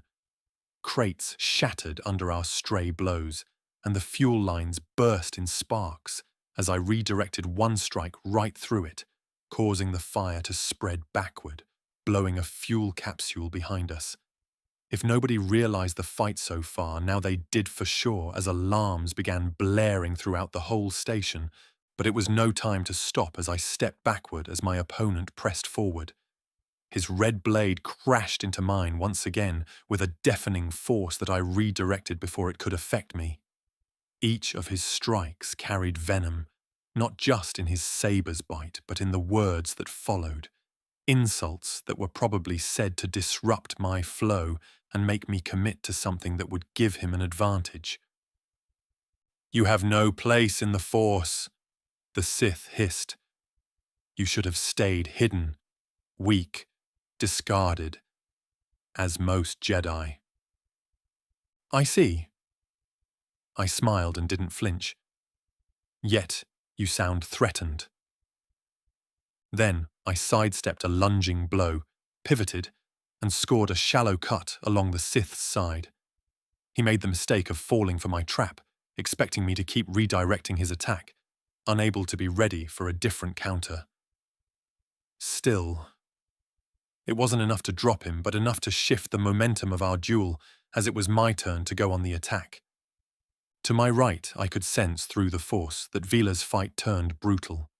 The masked Sith adjusted tactics, suddenly switching to vicious feints and low sweeps meant to cripple. Vila rolled under one, came up with a flourish and elbowed the Sith square in the ribs, followed by a force push that slammed the opponent into a grounded shuttle. It was loud and bone-crunching. And unlike my opponent, she didn't gloat. She advanced. It was then I heard it, as I could feel she was going in for the kill.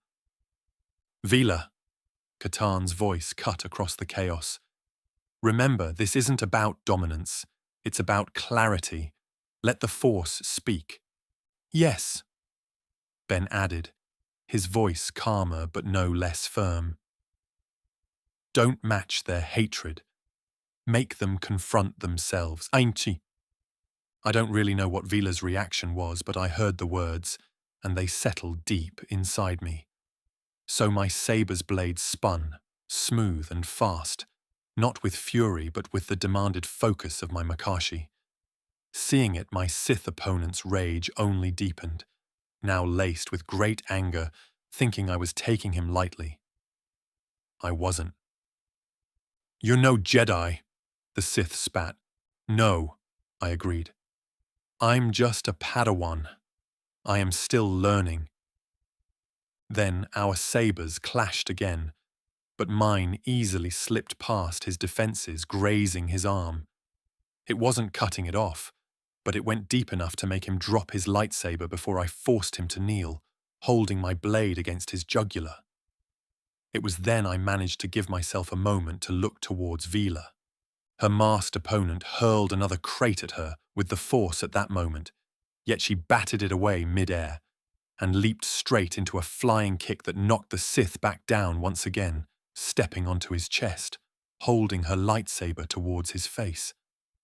Observation: they should have been killed. With the incoming visitors, there is a high chance they will be freed. I wanted to ask what visitors he meant, but then I felt it, from two directions. One felt like my eldest brother and the other, that was my father. Chapter 46. Arrest.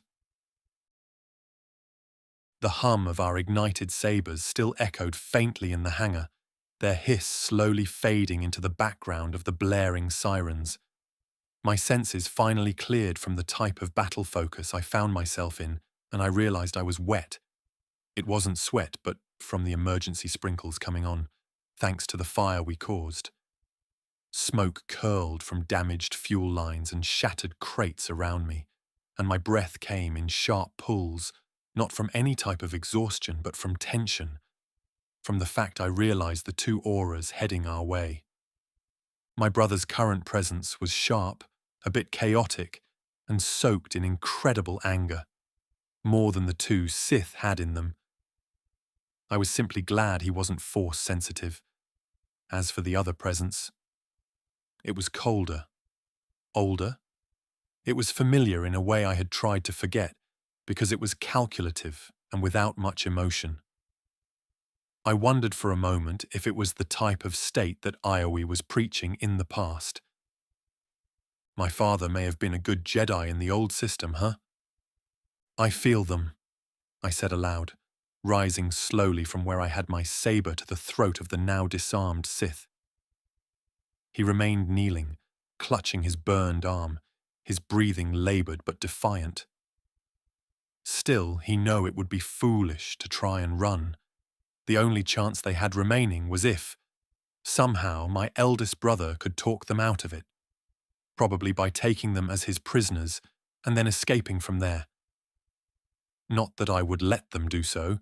Now that I caught their fleeting ideas, my senses still locked onto them. In the meantime, Vila also glanced toward the entrance, her lightsaber still at the ready, his body remaining in her battle stance.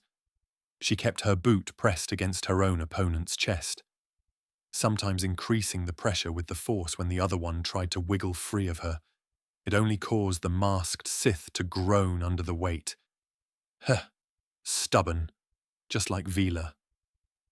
Maybe that was why they used the same lightsaber form. No matter, Vila was stronger.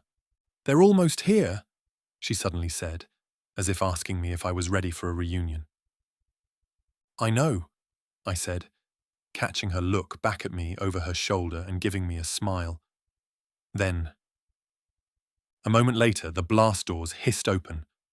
Not surprisingly, it was Darien who strode in first, flanked by 6 of his Death's Head troopers in full armor, their rifles raised but not yet firing. Not that he would have any chance, as Master Kaetan and Ben were standing between us, poised to deflect any incoming attacks. He wore his ceremonial Commodore's coat over a sleek combat uniform, his neural interface blinking faintly at his temple, scanning us, probably calculating the best possible method to make sure he comes out of this free of consequences. It's too bad that this time around he didn't have all the data. For a moment I couldn't stop myself from smirking. It was my time to finally pull one on him. Behind him, just a breath later, at a measured pace, came my father. Moff Alric Valtherion, his hair tied back, his boots tapping softly on the floor. He was flanked by 2 officers and, unexpectedly, a figure I recognized from my studies. Grand Admiral Pellaeon. No wonder my brother was so frustrated. The sight of the Admiral made me straighten, and I could feel the Sith soldiers flinch. Ah, I see. Their thoughts were swirling, and without any defenses I could easily tap into them. It wasn't exactly mind-reading, but I managed to get the gist of their plans. They knew my brother was keen on betraying the deal between them. Of course he was. So they tipped off the Admiralty through an intermediary, huh? And they would have gotten away with it if not for the current moment. Too bad. Remaining silent, I watched as Master Kaetan nodded his head in calm indifference while my master did the same, his arms folded behind his back, not even reaching for his lightsaber. I wouldn't be surprised if the 2 wouldn't even need them for this moment. Then my eyes met with the famous Admiral, Pellaeon's own gaze as he took it all in with a glance. The subdued Sith, the still-burning crates, the exposed lightsabers in our hands. Then the faces of our masters. Of course, there was recognition in his eyes, unlike in the eyes of my brother. While that idiot didn't even think about it, Admiral Pellaeon knew who they were. "Well," he said dryly, "this certainly simplifies matters." "Grand Admiral," Darien scowled, "your arrival is most welcomed. These Sith have been trying to infiltrate our empire, led by my bastardly younger brother who ran away all those years ago. I just detained them when you arrived and—" "What a load of bantha shit!" Vila snapped, jerking her thumb at the groaning figure beneath her.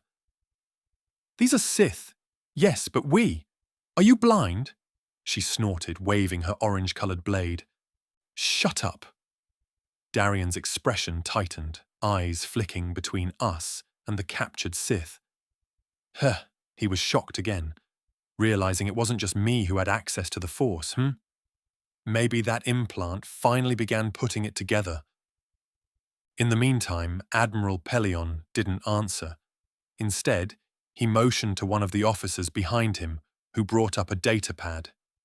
Then, the Admiral held it out for the Moff.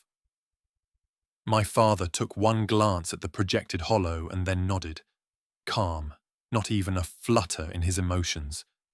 What I could tell was that he was given simply a confirmation, making sure he wasn't going to try and argue against what was coming. "Take Darien Valtherion into custody." He finally spoke, making my brother open his mouth and try to say something.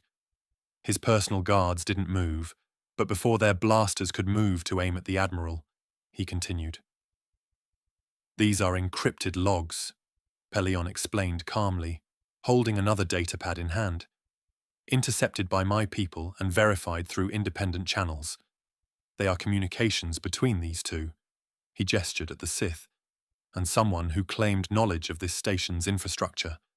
someone who provided them with star charts, classified ones, along with recommended routes beyond Imperial borders. Anything else to add, Commodore Darrion? Slander, he said hoarsely.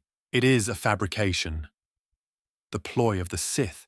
I was here to capture them and present them to you, Father. They were here to mind control us, maybe me, to take revenge on the family, he said suddenly, pointing to me. Kael has been consorting with dark-side agents for years. Just look at him. He returned here under false pretenses, and I intercepted him before he could execute whatever plot he had. The system logs will back me up. These Sith were his allies. They were just betraying each other as these scum always do. I captured them. Captured them? Master Katarn cut in, raising an eyebrow, probably having enough of this. Sorry, but the ones who captured them are our Padawans. The best you could do was scratch your nose, from the inside. Please stop. Ben stepped beside him. Your framing is sloppy, Commodore. I demand a tribunal, Darrion said sharply, appealing to my father now. Father, you see what they're trying to do. Turn this farce into a Jedi-led inquisition. They've infiltrated us, tricked the Admiral, and now they're undermining House Valtherion. My father, just like usual, didn't speak. His eyes stayed locked on Darrion, examining him with cold indifference, probably weighing the pros and cons of saving him or not. Reaching out. I could feel that it was precisely what he was doing, and the decision was clean, unbothered, uncaring. You disappoint me, Darrion, he said at last. You think I didn't suspect, Alric continued, that I didn't know you were scheming, that I didn't see the trails in the ledger, the sudden redirections in R&D, the quiet disappearance of entire ships from the logs. You insult me. But what I am disappointed about is that you are trying to frame these two.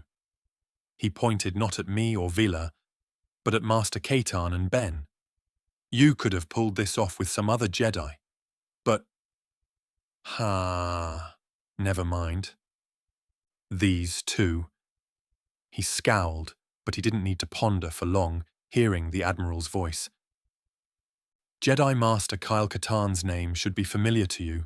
Also, it has been a long time, Master Skywalker. He nodded at Ben, who simply smiled, returning the greeting. It is good to see you in excellent health, Admiral Pelion. You… My brother gawked, finally realizing he just called a bluff on a pure sabacc hand, and lost. I did it for the Empire, Darrion roared. You're old, Father. We needed new power, new strength, not empty talks and clinging to Pelion's corpse of a command. Hearing it, the Admiral didn't flinch. He just smiled a little. Interesting. You struck a deal with Sith remnants, my master said simply. Not for the Empire, for yourself. Admiral, he looked at the old man, we are requesting to take the two into Jedi custody. We are on the trail to find the rest of their coven before they take root somewhere we can't reach them. Naturally, the Empire is happy to assist. Being ignored so much, Darrion looked like he might strike right then and there. His hand hovered near his vibrosword. I didn't fear he would be able to do any harm, but as a Jedi, I stepped forward before the moment could turn violent. Darrion, I said, my voice quiet. It is over. Give up, and don't hurt the family any longer. You never belonged to this family, he spat, trembling with rage. You were a curse the moment you touched the Force. And yet here I am, I said, trying to save what's left of it. I sighed, glancing once at my father, who only gave me one returning look before his eyes moved from my face. For a long moment, no one moved. As I declared, then Pelion stepped forward, fearless. Commodore Valtherion, he said, voice steely, you are hereby placed under arrest by order of the Imperial Remnant. You will be taken into custody for conspiracy with hostile force wielders, violation of military secrecy protocols, and treason against your commanding officer." Darian's face went slack with shock, his hand finally slumping from the hilt of his decorative sword. The stormtroopers behind him hesitated, then one lowered his weapon. Then another. They weren't going to die for him, and now he was alone. "No," he whispered, maybe feeling that he could do something, but by then Pelion's guards were there to shackle him. It was over. The hangar was really quiet real soon. The Sith were in binders. Darian had been marched off, no longer screaming about betrayal. The fires had been completely extinguished, and cleanup crews had arrived, while we moved to A. While the others were discussing what happened, Vila stood beside me as I looked out toward the stars from the hangar entrance. "Your brother," she said. "Wasn't that smart? Are you two really related?" "He was always like that," I grinned. "He can be smart, but then he gets overconfident and pushes down those who would overtake him." "I know. I was on the receiving end a lot." "Yeah, I can see that." She nodded, moaning and stretching. "Anyway, that fight was good. I enjoyed it a lot." "You enjoy all fights, no?" I joked, making her wink at me. But this was real. Actual danger, an actual dark side user. I want to repeat it. Commentary. It was the most boring moment of my reactivated life.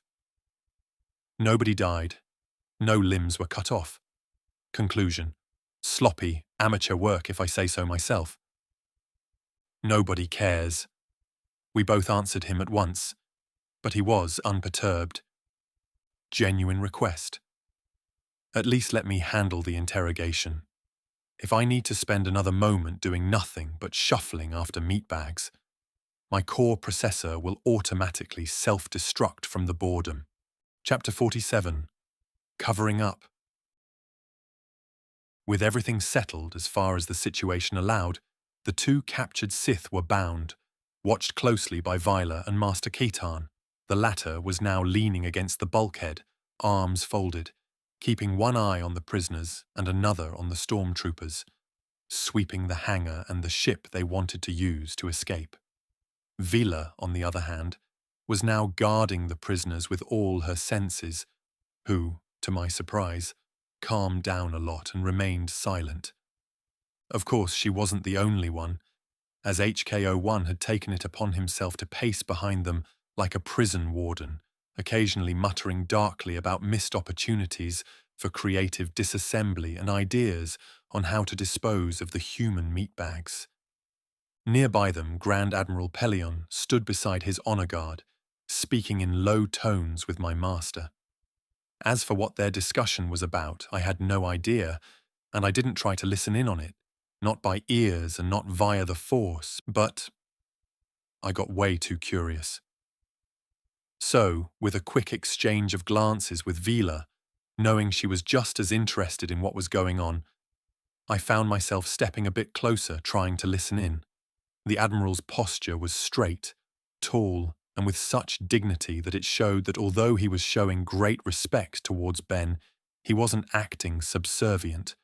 From what I know, it was a given, as the Admiral had fought against the rebels all his life and was the greatest orchestrator behind the current Imperial Remnants, and why they could be reborn in the way they did after so many decades. And he wasn't even a Jedi. Finally getting closer, I could catch some of the words being spoken between them.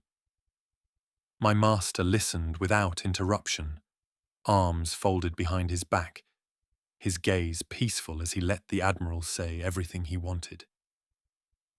"You have my respect, Master Skywalker," Pellaeon expressed as I caught the conversation. "Your actions today likely averted a disaster, both politically and otherwise. But you also have to realize that we, and I mean the whole Imperial Remnants, don't want to take part in any of your Jedi matters. Force wielders have been way too dangerous for this galaxy, time, and time again. We understand. Ben bowed his head slightly. And I didn't come here for thanks, Admiral. No, Pellaeon agreed. I know you did not. But you must understand that for most people, when they learn about Force users coming into contact with one of the leading families of the Remnants, they will think that you came to finish what Caedus started. But from the other side of the line, that is a baseless conclusion. Ben flinched only slightly at the name, but I also caught the slight disturbance in his feelings. This has nothing to do with his name. Are you sure about that? Pellaeon sighed. The Second Galactic Civil War is only years behind us, and once again, it was caused by whom? The Jedi. You must understand why most people don't care about Sith or Jedi. Force users are the same in their eyes. Your father was exiled from the Republic because of what his nephew did. Your order was exiled because your Force users are, pardon my wordplay, a force to be reckoned with.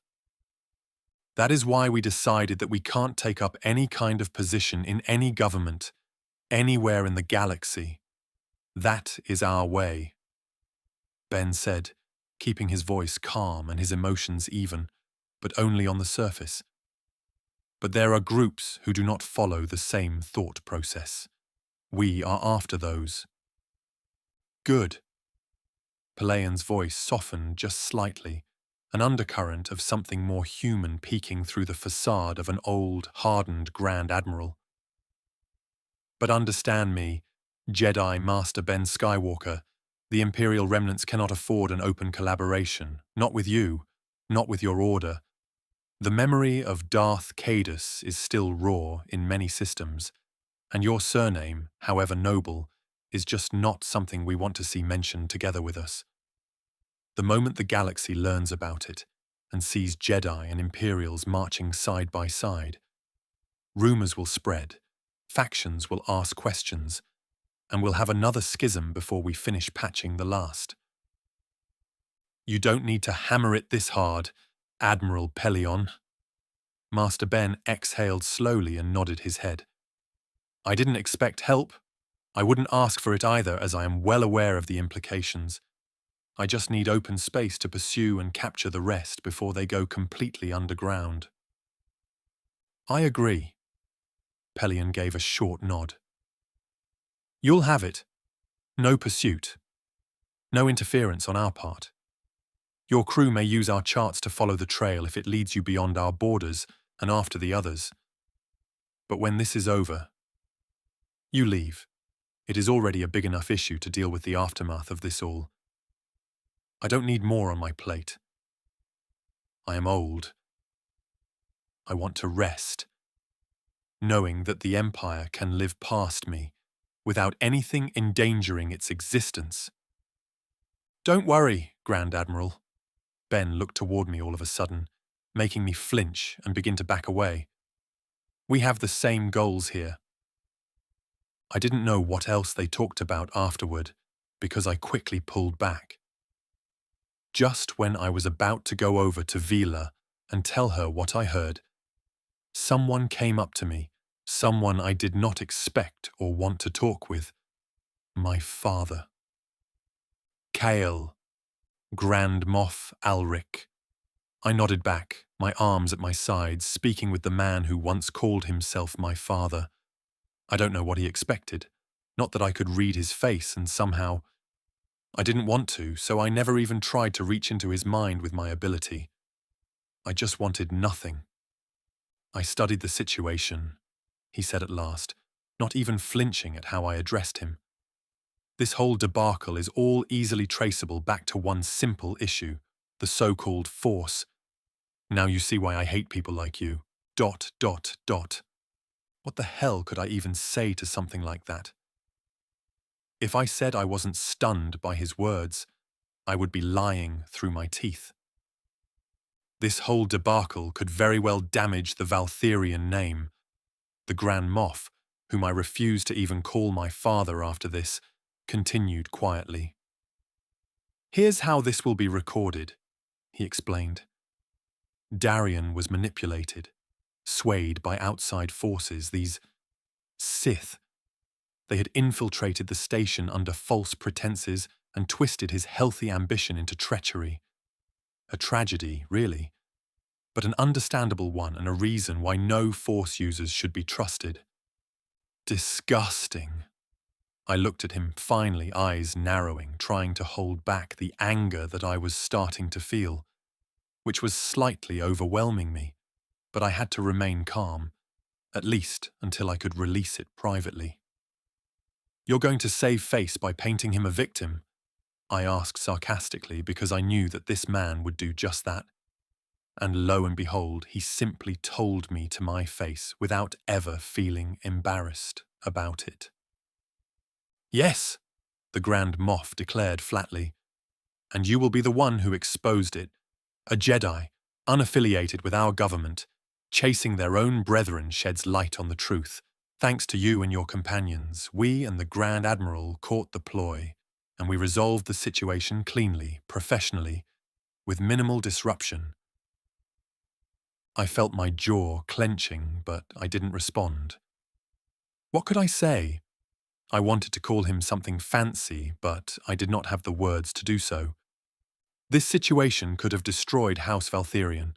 The whispers alone will have an effect on us, staining our name across every fleet from here to Bastion. The day when you left had already done some damage. Now, your eldest brother's blunder is piling on it. Still, with you both here, I have a scapegoat and a savior.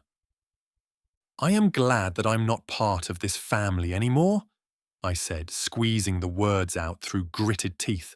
"Remember?" "No, you're not." He nodded, raising one eyebrow as if I had just stated something stupid. "I already declared you stricken from any family ledgers and from the Imperial Registry, and I will not reinstate you," the Grand Moff continued, tone calm, detached from everything.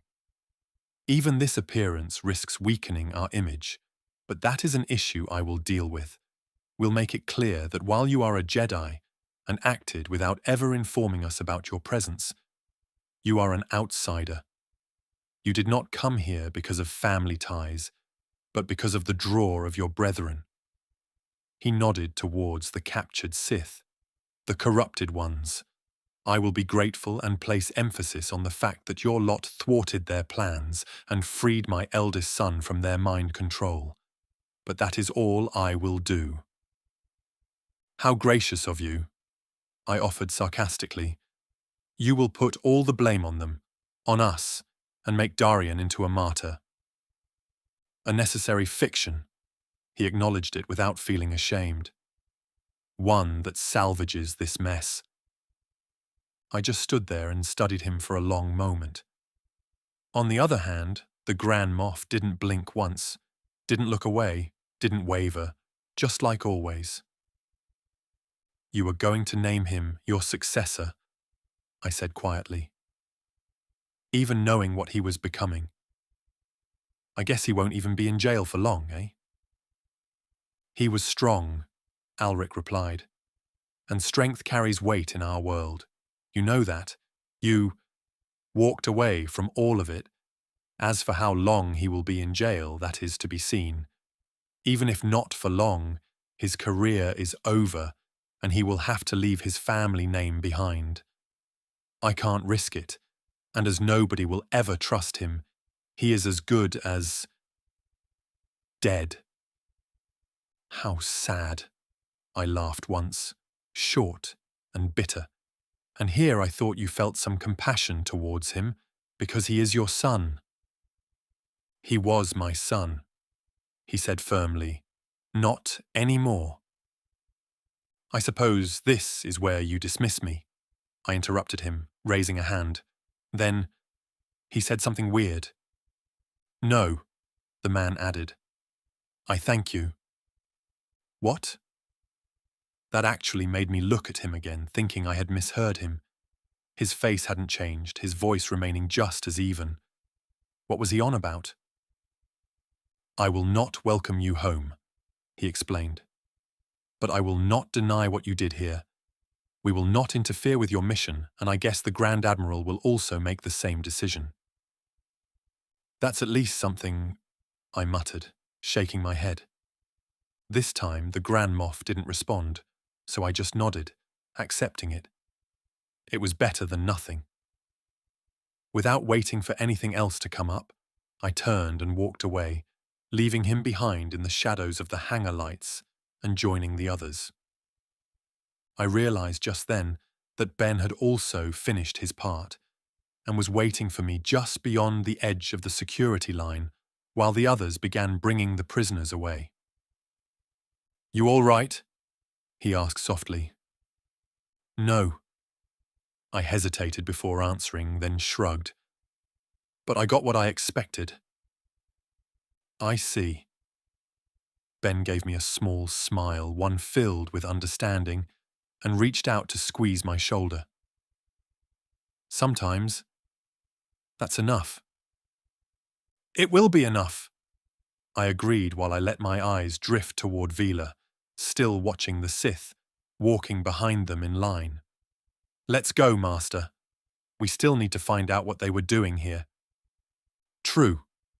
He nodded, walking beside me. "Let us see where they lead us next." Chapter 48. Interrogation. The interrogation room we were in was cold by design. Imperial aesthetics didn't change much, and they weren't known for hospitality, so the holding cells of the orbiting station's upper command deck were even less so.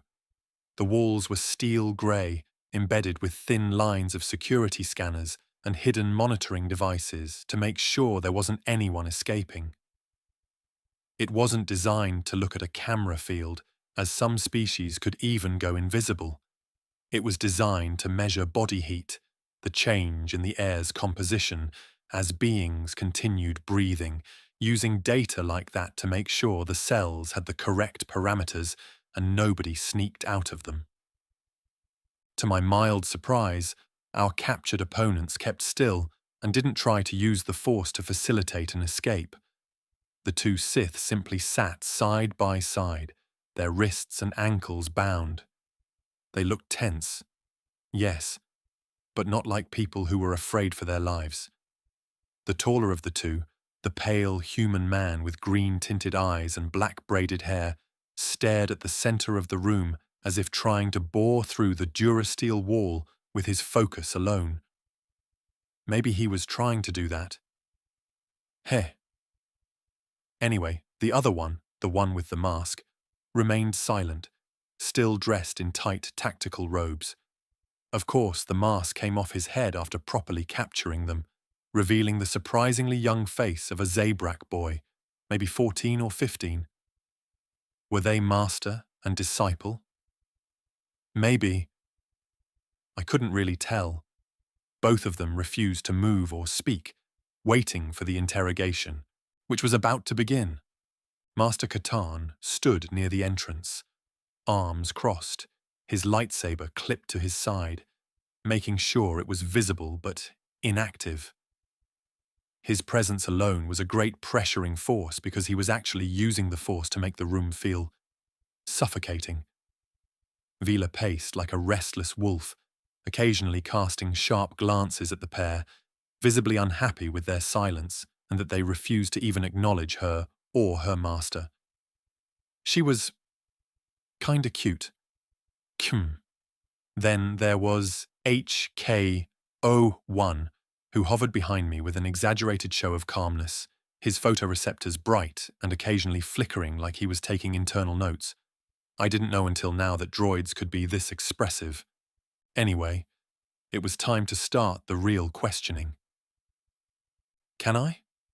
I murmured, exchanging a glance with Ben. "Let me, Master." He simply nodded, stepping to the side, letting me take over his role as interrogator. It was planned like this from the start. His questions were basic, blatant even, with answers that we for sure knew already. It was for me. So I can attune myself to the two and catch their reactions and thoughts via the Force. I was ready, so it was time to strike. I stepped forward. The Sith, both of them, didn't look at me, of course, but I could feel their attention shift like a prickling at the edge of my mind. Force users always knew when someone else dipped into the current, and I think they were preparing for me to try and use the Force to pry their lips open. They weren't wrong. "I don't need you to speak," I said softly, "but I know you're already thinking of a dozen ways to resist us." Again, neither moved, but I let my hand drift close to the table. No threats, no pressure, and I closed my eyes. My senses expanded outward, gently brushing the surface of their thoughts. I wasn't invading them, not yet. That was for when I had no other option. For now, it was like sitting in a boat, gently touching the surface of a lake, feeling the ripples passing by me, getting a feeling from them. The taller one thought in sharp, ordered patterns. Military training. Probably. Maybe. He was, for sure, focused, trained to resist interrogation methods used by the old empire and the Hutts. He had seen some serious things, I could feel it. He wasn't afraid of torture nor dying, and he knew that we, as Jedi, would do neither of those. He was confident, but beneath that armor of belief was something more chaotic. As I focused, I could feel frustration, treachery, fear, number. Not fear, not anymore. That part had faded. He threw that part out quick. "You were ready to leave," I said aloud, opening my left eye partially. "You knew the deal would fall through." That got a twitch. It was barely noticeable. Others would probably miss it, but I felt it at the tip of my fingers. But it was there, and I latched onto it. "Darien sold you maps, didn't he?" I went on, my voice even, quiet and firm. I was giving them the impression that I wasn't asking because I was looking for an answer. I was doing it to make them realize we knew it already. Navigation codes, trade routes, maybe even patrol patterns from Iskandor's outer holdings. Again, a flicker in the Force. A ripple of surprise. Yes, they didn't think I'd know that. Well, I didn't, but thank you for confirming it. Navigation codes were the strongest reaction. Now, where to, is the actual question. "Your deal was for 2 parts, I muttered. And sure enough, their feelings answered. "Good. Good. You got the first half." I pushed, invading a little bit deeper, more forcefully, and with their current surprise, they didn't notice it. "Darien wanted his father out, and you were meant to help make that happen. Were you? You made a deal with him, but you knew he would be just as treacherous as you are, so you played him. You made him believe you needed both parts of his information." Oh, I was very much onto them. Their reaction was now even visible to the others. "Got you? Got you good. And yet," Vila added, folding her arms as she leaned on the back wall, "you were already packing your bags, so you only needed 1/2 and he gave it to you." "Ha!" She snorted. Finally, the younger Sith turned slightly, unable to prevent himself from doing so, trying to look at Vila. That was all I needed. "You knew Vistara was going to betray him," I smiled. "You knew she already had the information you needed from the get-go. Darien was just a tool, useful for his ambition. You were staying behind to see if you can plant some future backdoors if needed. Darien himself was easy to discard once he turned irrelevant." "Humph." The tall Sith finally snorted and began speaking, his voice being low and sardonic. "You seem very sure of yourself for someone who only guesses, Jedi." "I don't guess," I answered. "I'm explaining to you that your resistance is just a front. Useless. Because we already know it all." Then I opened myself further to the Force, letting their emotions ripple into mine, intertwining them and amplifying their doubts and negative emotions. I was making them paranoid, making them doubt themselves and also making them feel abandoned. By then, my heart thudded in rhythm with the breath of the Force, and from the taller Sith, I felt a flicker of memory surfacing. They were not full images, not a vision, but more akin to a sensation. Remains of a focus, Kael. It was the remains of a conversation. It was filled with tension. Then, I heard a woman's voice. A name. Vestara. It was her orders. She told you she'd leave you behind if things got too hot, I murmured, holding on to the feeling, trying to pull it out of them. Then, a sudden tug on the feeling. They were finally onto me and began pulling back. But it was too late.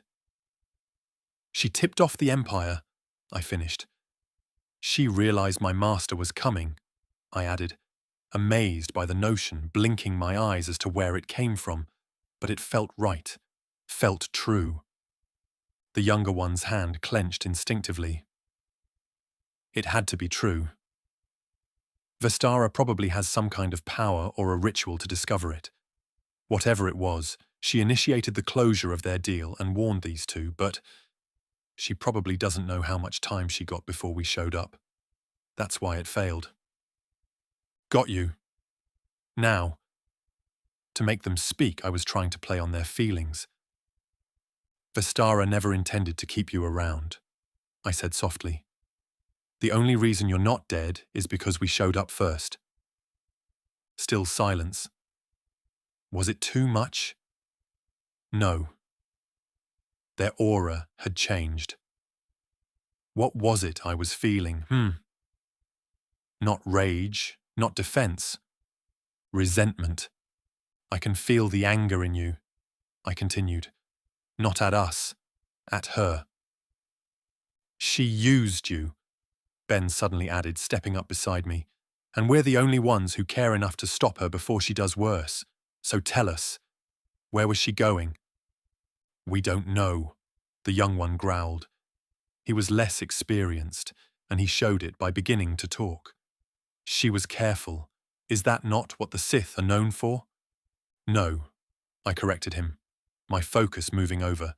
Sith are known for thinking they're the smartest person in the room until they get outplayed. Statement. True. HK01 piped in suddenly, startling everyone, including me, so much so that my concentration almost broke then and there. Clarification. And while you meatbags were clumsily exchanging barbs, I was accessing the memory core of the ship you were preparing for your escape. Everyone turned to him, and it took me a great deal of effort not to get angry. He tilted his head slightly in what might have been smugness, if droids could smirk, maybe even feeling my emotions. Statement. It took longer than I would have liked. My Imperial security protocols are outdated. My processors are dissatisfied with their current state period. And, Katan asked. Get to the point, Rust Bucket. Revelation. I have retrieved the navigational plotting from the past 12 hours. The coordinates were preloaded, likely to allow a rapid departure without needing confirmation from the station. HK's arm extended, projecting a map of the galaxy in a flickering blue hologram. The outer rim blinked to life, northward from the galactic core, past known Republic and Remnant space, near wild regions skirting the fringes of habitable or charted systems. Statement. Here, HK said, an unmarked system in the old Rakatan cliff of no return. The what? Vila asked before I could. Clarification. No actual name is accessible in modern archives. What I know is from old memories, damaged ones. The territory is likely uncharted. Perfect place to hide, Vila muttered. If you didn't want to be found. But what is a Rakatan?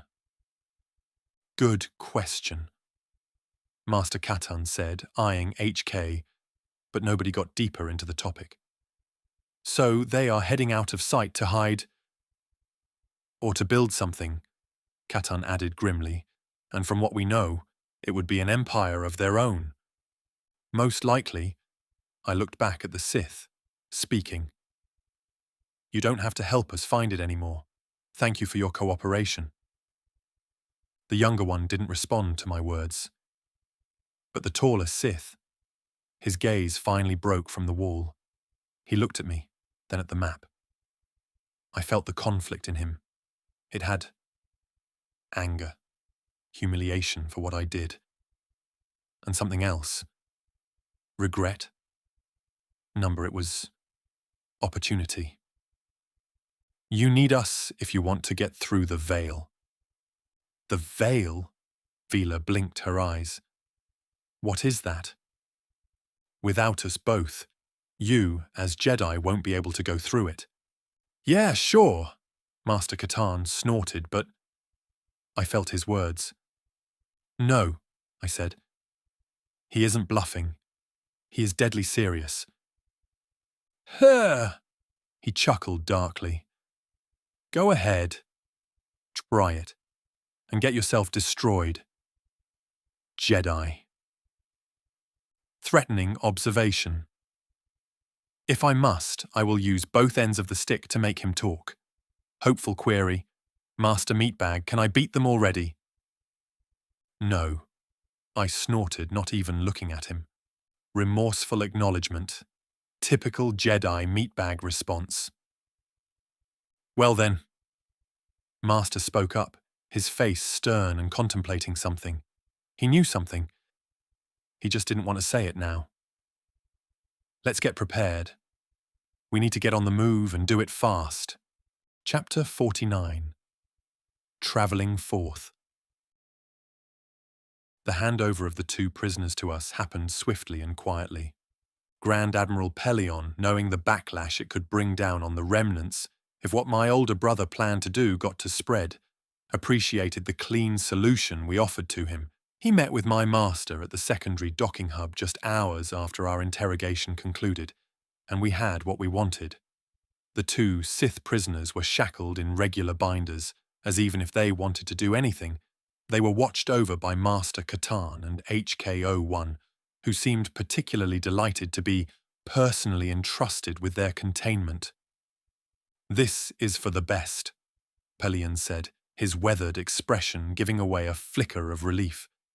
We want no part in this business. No headlines. No rumours of Imperial Sith breeding in the Outer Rim. We understand, my master replied in a calm and respectful tone. We'll take full responsibility for them. They are Jedi business now. I appreciate it. The Grand Admiral gave a firm nod, glancing at me before looking back at Ben. I trust you to clean this up, Master Skywalker, for all our sakes. And just like that, the chain of custody was wholly entrusted to my master. By the time the formalities were over, our ship was prepped and cleared for departure. We didn't waste time. The fewer eyes on us, the better it was for everybody. Whatever happened at Iskandar would spread, of course. There were too many eyes and too many moving components to keep it from becoming public. But with the Admiral's interjection and our arrival, the whole conspiracy was snuffed out before it could develop into a proper fire. As for my eldest brother's future, I didn't know what it would be, and I didn't feel any impulse to find it out. I just wanted to leave this place and never come back. How will the Imperials handle the blowback from it? That was also not something I was bothered by. The fact that it would be presented as a Jedi business was the perfect excuse for both parties. They would present it however they felt fit, probably even placing the blame on the Force or something. I didn't really ask, and I didn't want to know. Somehow, I had the feeling it would simply anger me. So, instead of worrying, I was more focused on the captives and what we had learned from them. Leading them onto the ship, Vila stayed near the boarding ramp, one hand resting casually on the hilt of her saber. At the same time, HK-01 marched our prisoners up into the ship with a surprising amount of ceremony, even humming some distorted march tune through his voice modulator, making my eyes slightly twitch. Even more so when I heard him speak. Declaration. I am now your entire world, meatbags. Resist, and I will happily demonstrate my versatile approach to corrective action. Of course, the Sith said nothing. Smart. Silence is their biggest weapon right now, so I would have been disappointed if they began talking again. Once aboard, we locked them into one of the modified cargo holds. Master Katarn converted it into a temporary holding cell, and he rigged extra sensor fields around it, making sure they could do nothing. At least, nothing that we wouldn't notice in time to stop them.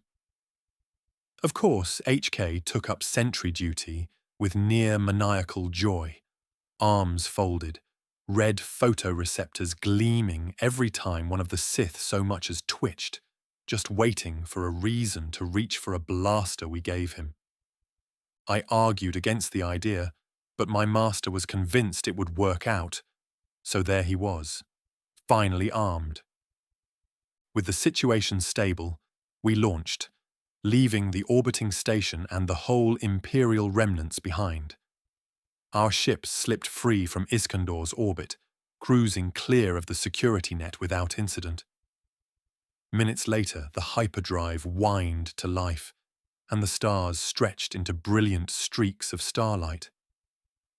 And we were on our way, toward the uncharted system we had discovered. I didn't even look back. An hour into the journey, Master summoned Vila and me to the conference room just off the main deck. The room was Spartan. A circular table bolted to the floor, a few chairs, and a flickering galactic map projected above the center, examined by Master Ben and Master Katarn. Arriving, Vila slumped into a chair sideways, her leku twitching in restless patterns, probably curious about our current situation. I remained standing, my arms folded, my mind still churning over what the Sith had said, and more importantly, what they hadn't. Since leaving, I couldn't help but replay their words and feelings in my mind, trying to figure out more than we already had. Ben stood at the head of the table, while Master Katarn leaned back against the wall, arms crossed, observing more than participating for now. I know that you wanted to know, Ben said after a moment, about the Rakata. I knew your reaction wasn't that simple, Master. I nodded while Vila perked up slightly, sensing the importance. Out of us all, only you didn't react to the name the same way. There is a reason for that. Ben exhaled slowly, gathering his thoughts, but I rarely saw him do it so seriously. What I'm about to tell you isn't common knowledge. It's not even something that should be recorded. My father decided not to put it in regular text, and it became something that is documented only in his personal holocrons. Not even you knew about it? Vila asked, surprised, looking at her master. There are certain types of knowledge that are sometimes best not to be shared. Master Katarn shook his head. I made a mistake with such a secret once, thrusting the whole galaxy into peril. Wanting to know everything, wanting to know more, is a never-ending pitfall. Many prodigies and talented Jedi fell because of it in the past. There needs to be a balance, Vila, and sometimes one has to be satisfied with what one has, no longer wanting to hoard more, be it knowledge or power. I understand, Master, she muttered, but I wasn't sure she really did. Most of it, what I am about to tell you, is lost history. Ben continued. You won't find it in Republic archives or Imperial records. Why? Vila asked again, frowning. Because, Ben said, there are things in the galaxy so old, so dangerous that the people who survived them made a conscious choice to forget. Or the knowledge was suppressed and deliberately erased. I added, gaining a glimpse through my master's feelings. Yes, he nodded. For example, many Jedi texts, teachings, and knowledge were lost when Emperor Palpatine erased them from existence. My father spent decades trying to rebuild it all, and we are still nowhere near what the Jedi archives had back in the glory days before the Empire, he explained, waving a hand. To the gesture, the holomap shimmered, zooming in on the galactic north, where our course was plotted. It was changed not by the Force, but by R2, understanding his instructions and making a change to the projection. The Rakata, he continued, was one of the first galactic empires, tens of thousands of years before the Republic even ever existed. They were Force-sensitive, the whole species. Worse, they were aligned with the dark side, not only susceptible to it, but they were reveling in a way that was cannibalistic. They did it even before the Sith rose to prominence. And they were conquerors, Katarn added grimly, slavers, tyrants, the usual baggage, coming with dark side afflictions. They were the most successful dark side empires to boot. They ruled the galaxy. Ben nodded. They built technology no one else could replicate, things powered directly by the dark side of the Force. They called them star forges that could create entire fleets, planetary disruptors, mind control devices capable of enslaving species across entire star systems. Is Vistara found something like that? I asked quietly, gulping. A Starforge? No, Ben said with profound conviction. No more Starforges are remaining in the galaxy. Believe me when I say that. Then what is it? Vila asked, looking at me and then at my master. That is the prize-winning question. Katarn shrugged before Master could continue. It can be a lot of things besides a Starforge. The whole species vanished, Ben said. We don't know what else they left behind. As for why they disappeared, we don't know. Some clues allude to the fact that they destroyed themselves. Others believe a plague wiped them out, severing their connection to the Force and collapsing their empire almost overnight. Maybe it was both.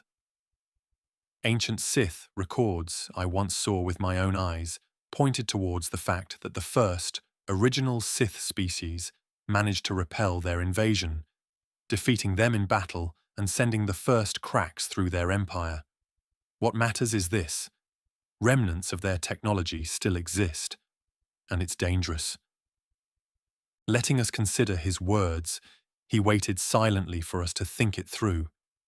Then, as we began stirring again, he tapped a button on the console, and a new projection appeared.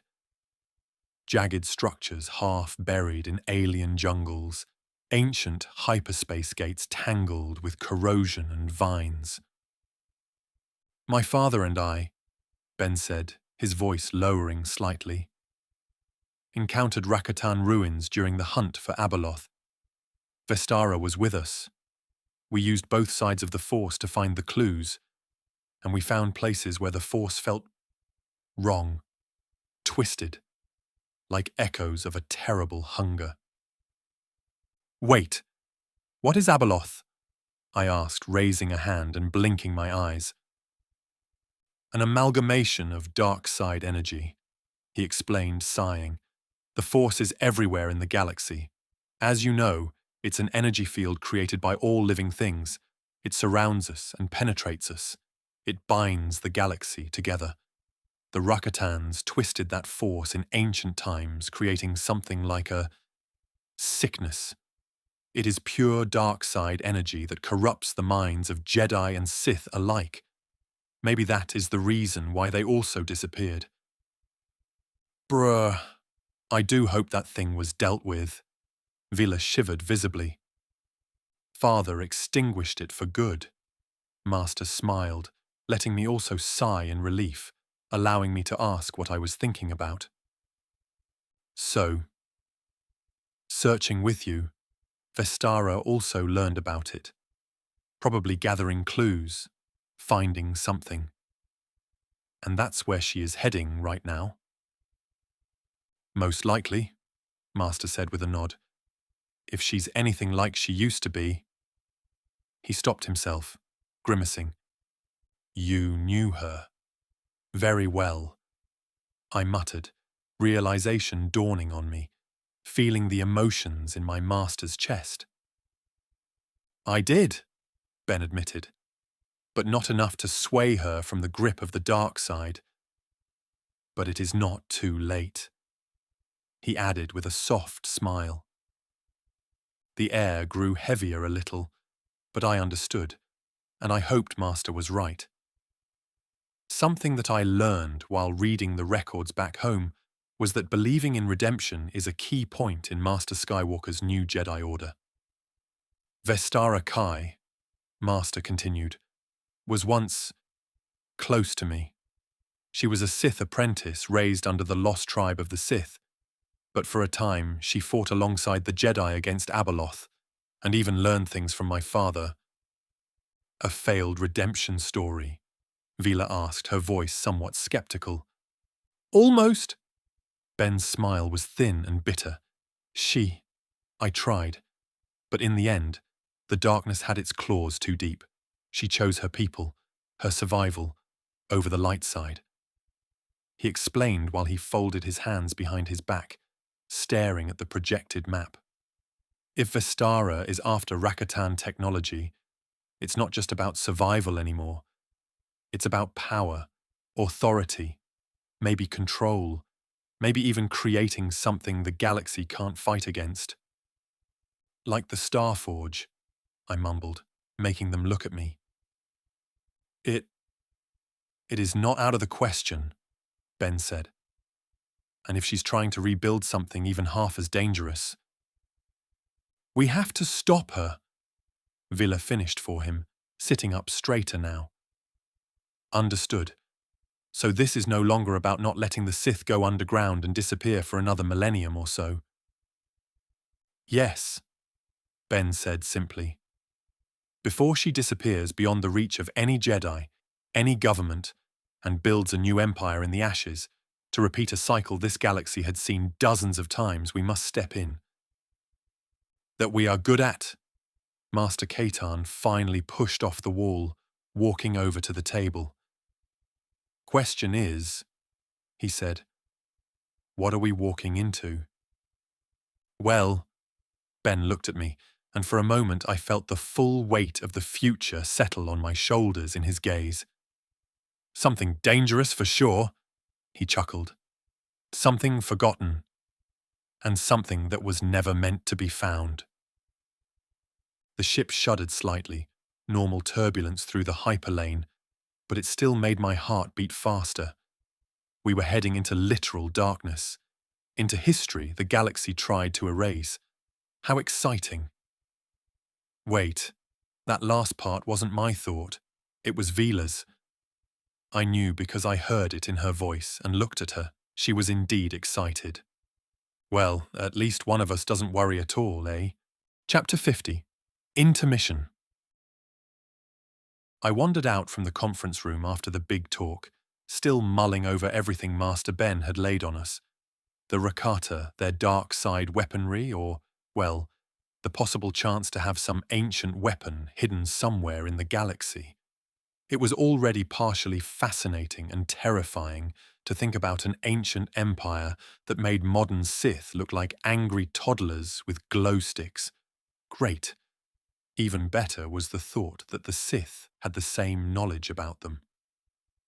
I wonder why nobody did anything about it earlier. Not that overthinking it would help, so after a quick shower and a change of clothes I decided to relax. It was always good to let the mind rest, as constant tension would not do any good to it.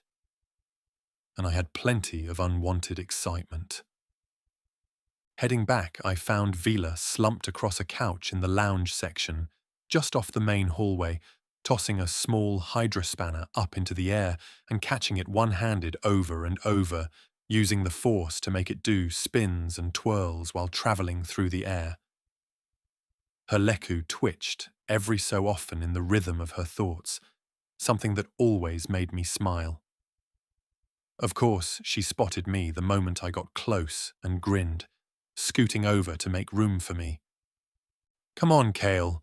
Don't tell me you went to hide in a broom closet to process all that info. I was half bored waiting for you to come back up." "Heh, sure." "To be honest, I thought about it," I said, flopping down beside her, "but I figured I'd rather enjoy the 5 minutes of not being worried about what will happen, while I can afford it." Wise choice. She tossed the spanner a little higher and caught it behind her back this time around, still grinning like a kid. "So, ancient dark side empire, huh? Fun time." I can already see that it won't end in a simple talk or confrontation. Not that I'm worried. "Yeah, I can see that. This is just a regular day, Just your standard galaxy-conquering slave masters powered by weaponized hatred. Or something."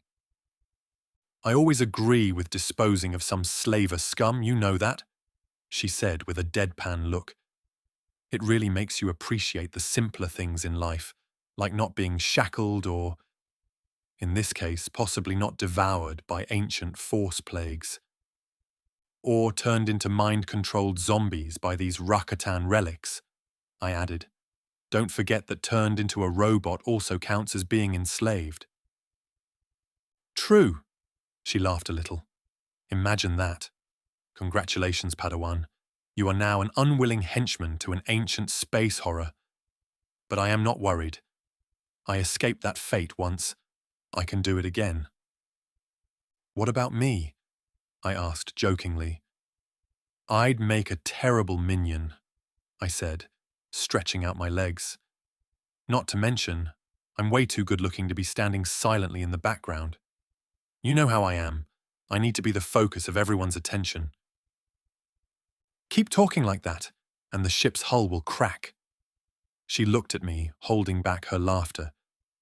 "It won't be able to handle your humble aura, or you will summon Iowi from the shadows to reprimand you." Again, she nudged my boot with hers.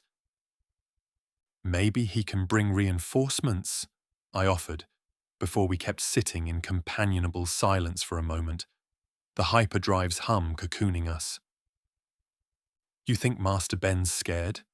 she asked quietly after a while. I glanced over at her, recognizing that her tone wasn't teasing now. Her emotions were genuine, and she was showing real curiosity and concern. "Yeah," I answered honestly. "Not in a running for the escape pods way. More like he knows what could happen, and he doesn't want us stumbling into it blind. He also has concerns regarding the Sith leader. I think he loves her." "Well," Vila said, trying to inject some bravado, "it's a good thing we've got all this Jedi training and wisdom. We can help him out if it turns out her girlfriend is unsalvageable or something. I guess. I don't know. I was never in love before." "Same," I shrugged. "So don't look for my advice either if it comes to that. Okay?" Sure, I know that." "What does that supposed to mean?" I asked, feigning to be hurt by her words. "That you are bland?" She hummed, putting a finger on her lips, making me roll my eyes. "Says who?" "You?" I shot back at her. "I bet if you wanted someone, you would ask him to come and spar with you." "That does sound fun, though." "But," like that one session where Master Kaetan threw fruit at us while we practiced deflecting with training sabers. That was truly formative. Would that be something like your ideal rendezvous? "Hey, don't knock it," she said, mock serious. "It would be unique, for sure. And I'm still undefeated at the fruit challenge." "That's because you cheated." "I did not cheat," she gasped, putting a hand dramatically to her chest. "Strategic use of the environment is not cheating." "You force-shoved the whole fruit basket at me." I grunted, pursing my lips, Tactical deployment of available resources, she corrected me, grinning. I shook my head, smiling despite myself. Vila always had that effect on me, to be honest. When everything started to get too heavy, she yanked it back down to ground level with humor, with simple stubbornness. I don't know how she does it, especially knowing her own past. Maybe that's why. You ever wonder, I said, leaning back against the cushions, what we actually are going to find? Besides guaranteed trouble. Besides that, I nodded, laughing.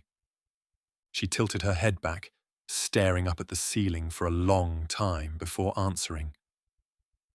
I don't know. Maybe we'll find some weird alien temple still powered after 20,000 or how many years later, just waiting for someone dumb enough to poke it. And then it goes kaboom! Or turns us into bantha droppings. That sounds about right. Or maybe, she added, eyes twinkling, looking at me, there will be a giant dark side kraken made out of pure force energy. No, there won't be. I stared at her. Please tell me you're joking. Why not? Sounds like that Abeloth thing that the Grandmaster and Master Ben pursued. She answered innocently. You'll find out when it eats the ship, if I am right or not. Don't worry. We will die before we feel any pain. You're the worst! I know. She leaned her head against my shoulder lightly. It was not romantic. I think… I don't even know if it was particularly intentional. Just… familiar. However, I didn't move. It felt right. And relaxing.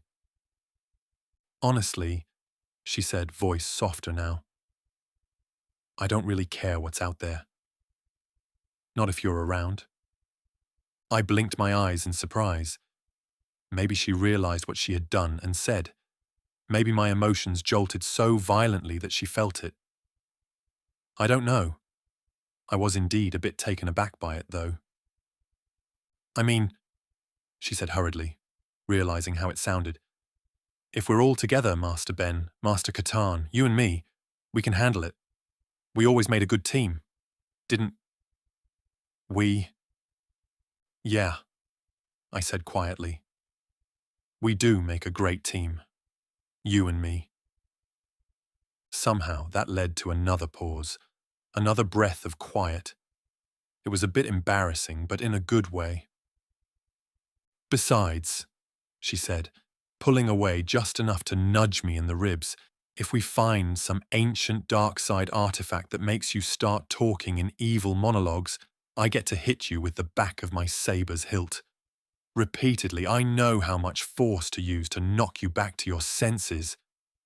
Wait, what? It's only fair, she said innocently. You're tall. Evil Kael would be terrifying. Orange eyes, pale skin, evil smirk, huh?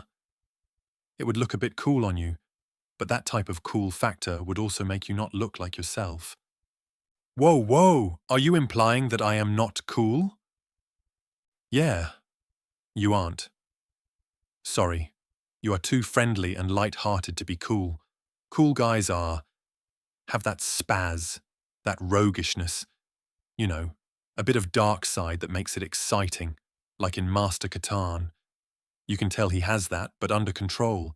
That's why he is more charming than other old masters. Sisk, so you have a crush on your master? I shot back, making her twitch. No, I don't. Sure. I grinned. Don't worry, I won't spill the beans. I do not, she snorted again, then mumbled something I could not hear well. That doesn't mean I like people like that. What was that? Nothing. Idiot. Truth is, you are more idiotic than roguish. Yep. Sure. I gave her a flat look, watching her face go pinkish and her leku twitching like crazy. Anyway, If some old force thingy turns me into a Sith, your plan for dealing with it is to hit people with tools. Simple, elegant, effective. She beamed. Easy and quick. Trust me, a good slap on the back of the head always works. Force help us, I muttered. Force helps those who help themselves, she chirped at me, making me shrug. Then we both laughed again, the tension that had been building for hours slipping away. For a long time we just sat there, trading ridiculous ideas about what ancient Rakatan horrors might await us. A temple was full of self-aware killer vines, a hyperspace gate that teleports you to random embarrassing memories. A droid army that only accepts command inputs in interpretive dance, which would make Hong Kong O one more angry than we could actually imagine. All right, Vila said, sitting up straighter, eyes gleaming at the end when no more ideas came to mind. I propose a competition. Uh-oh. Whoever finds the weirdest, most insane artifact first gets bragging rights for a whole month. A whole month? That's dangerous power you're offering. I hummed, raising an eyebrow. Do you accept the challenge, coward? She said, sticking out her hand. Of course. I grinned and shook it firmly. Deal. But when I find a force-powered accordion that controls minds, don't cry about it. Dream on. I'll find a dark side-powered CAF machine that brainwashes people into starting galactic wars. Again? Geez, you need something with more originality, but sure, that's truly terrifying. Finally, we sealed the deal with a firm, exaggerated handshake, both of us grinning like idiots. But then, eventually, the ship's intercom crackled to life. We are approaching our destination, came Master Ben's voice with R2's cheerful, mechanical chirp from behind him in the cockpit. Prepare for real space reversion. Let's go! Vila sat up, stretching and moaning while standing before me. Well, time to go poke history with a stick. You mean with your lightsaber? Exactly. She winked at me, looking back over her shoulder. Together we headed toward the cockpit. Master Ben and Master Katan were already there, checking readings and prepping for our arrival. Of course, this was not yet the system that was still lost before us, but it was the point where they would supposedly meet with Vistara. As for what awaited us here, we would soon find out.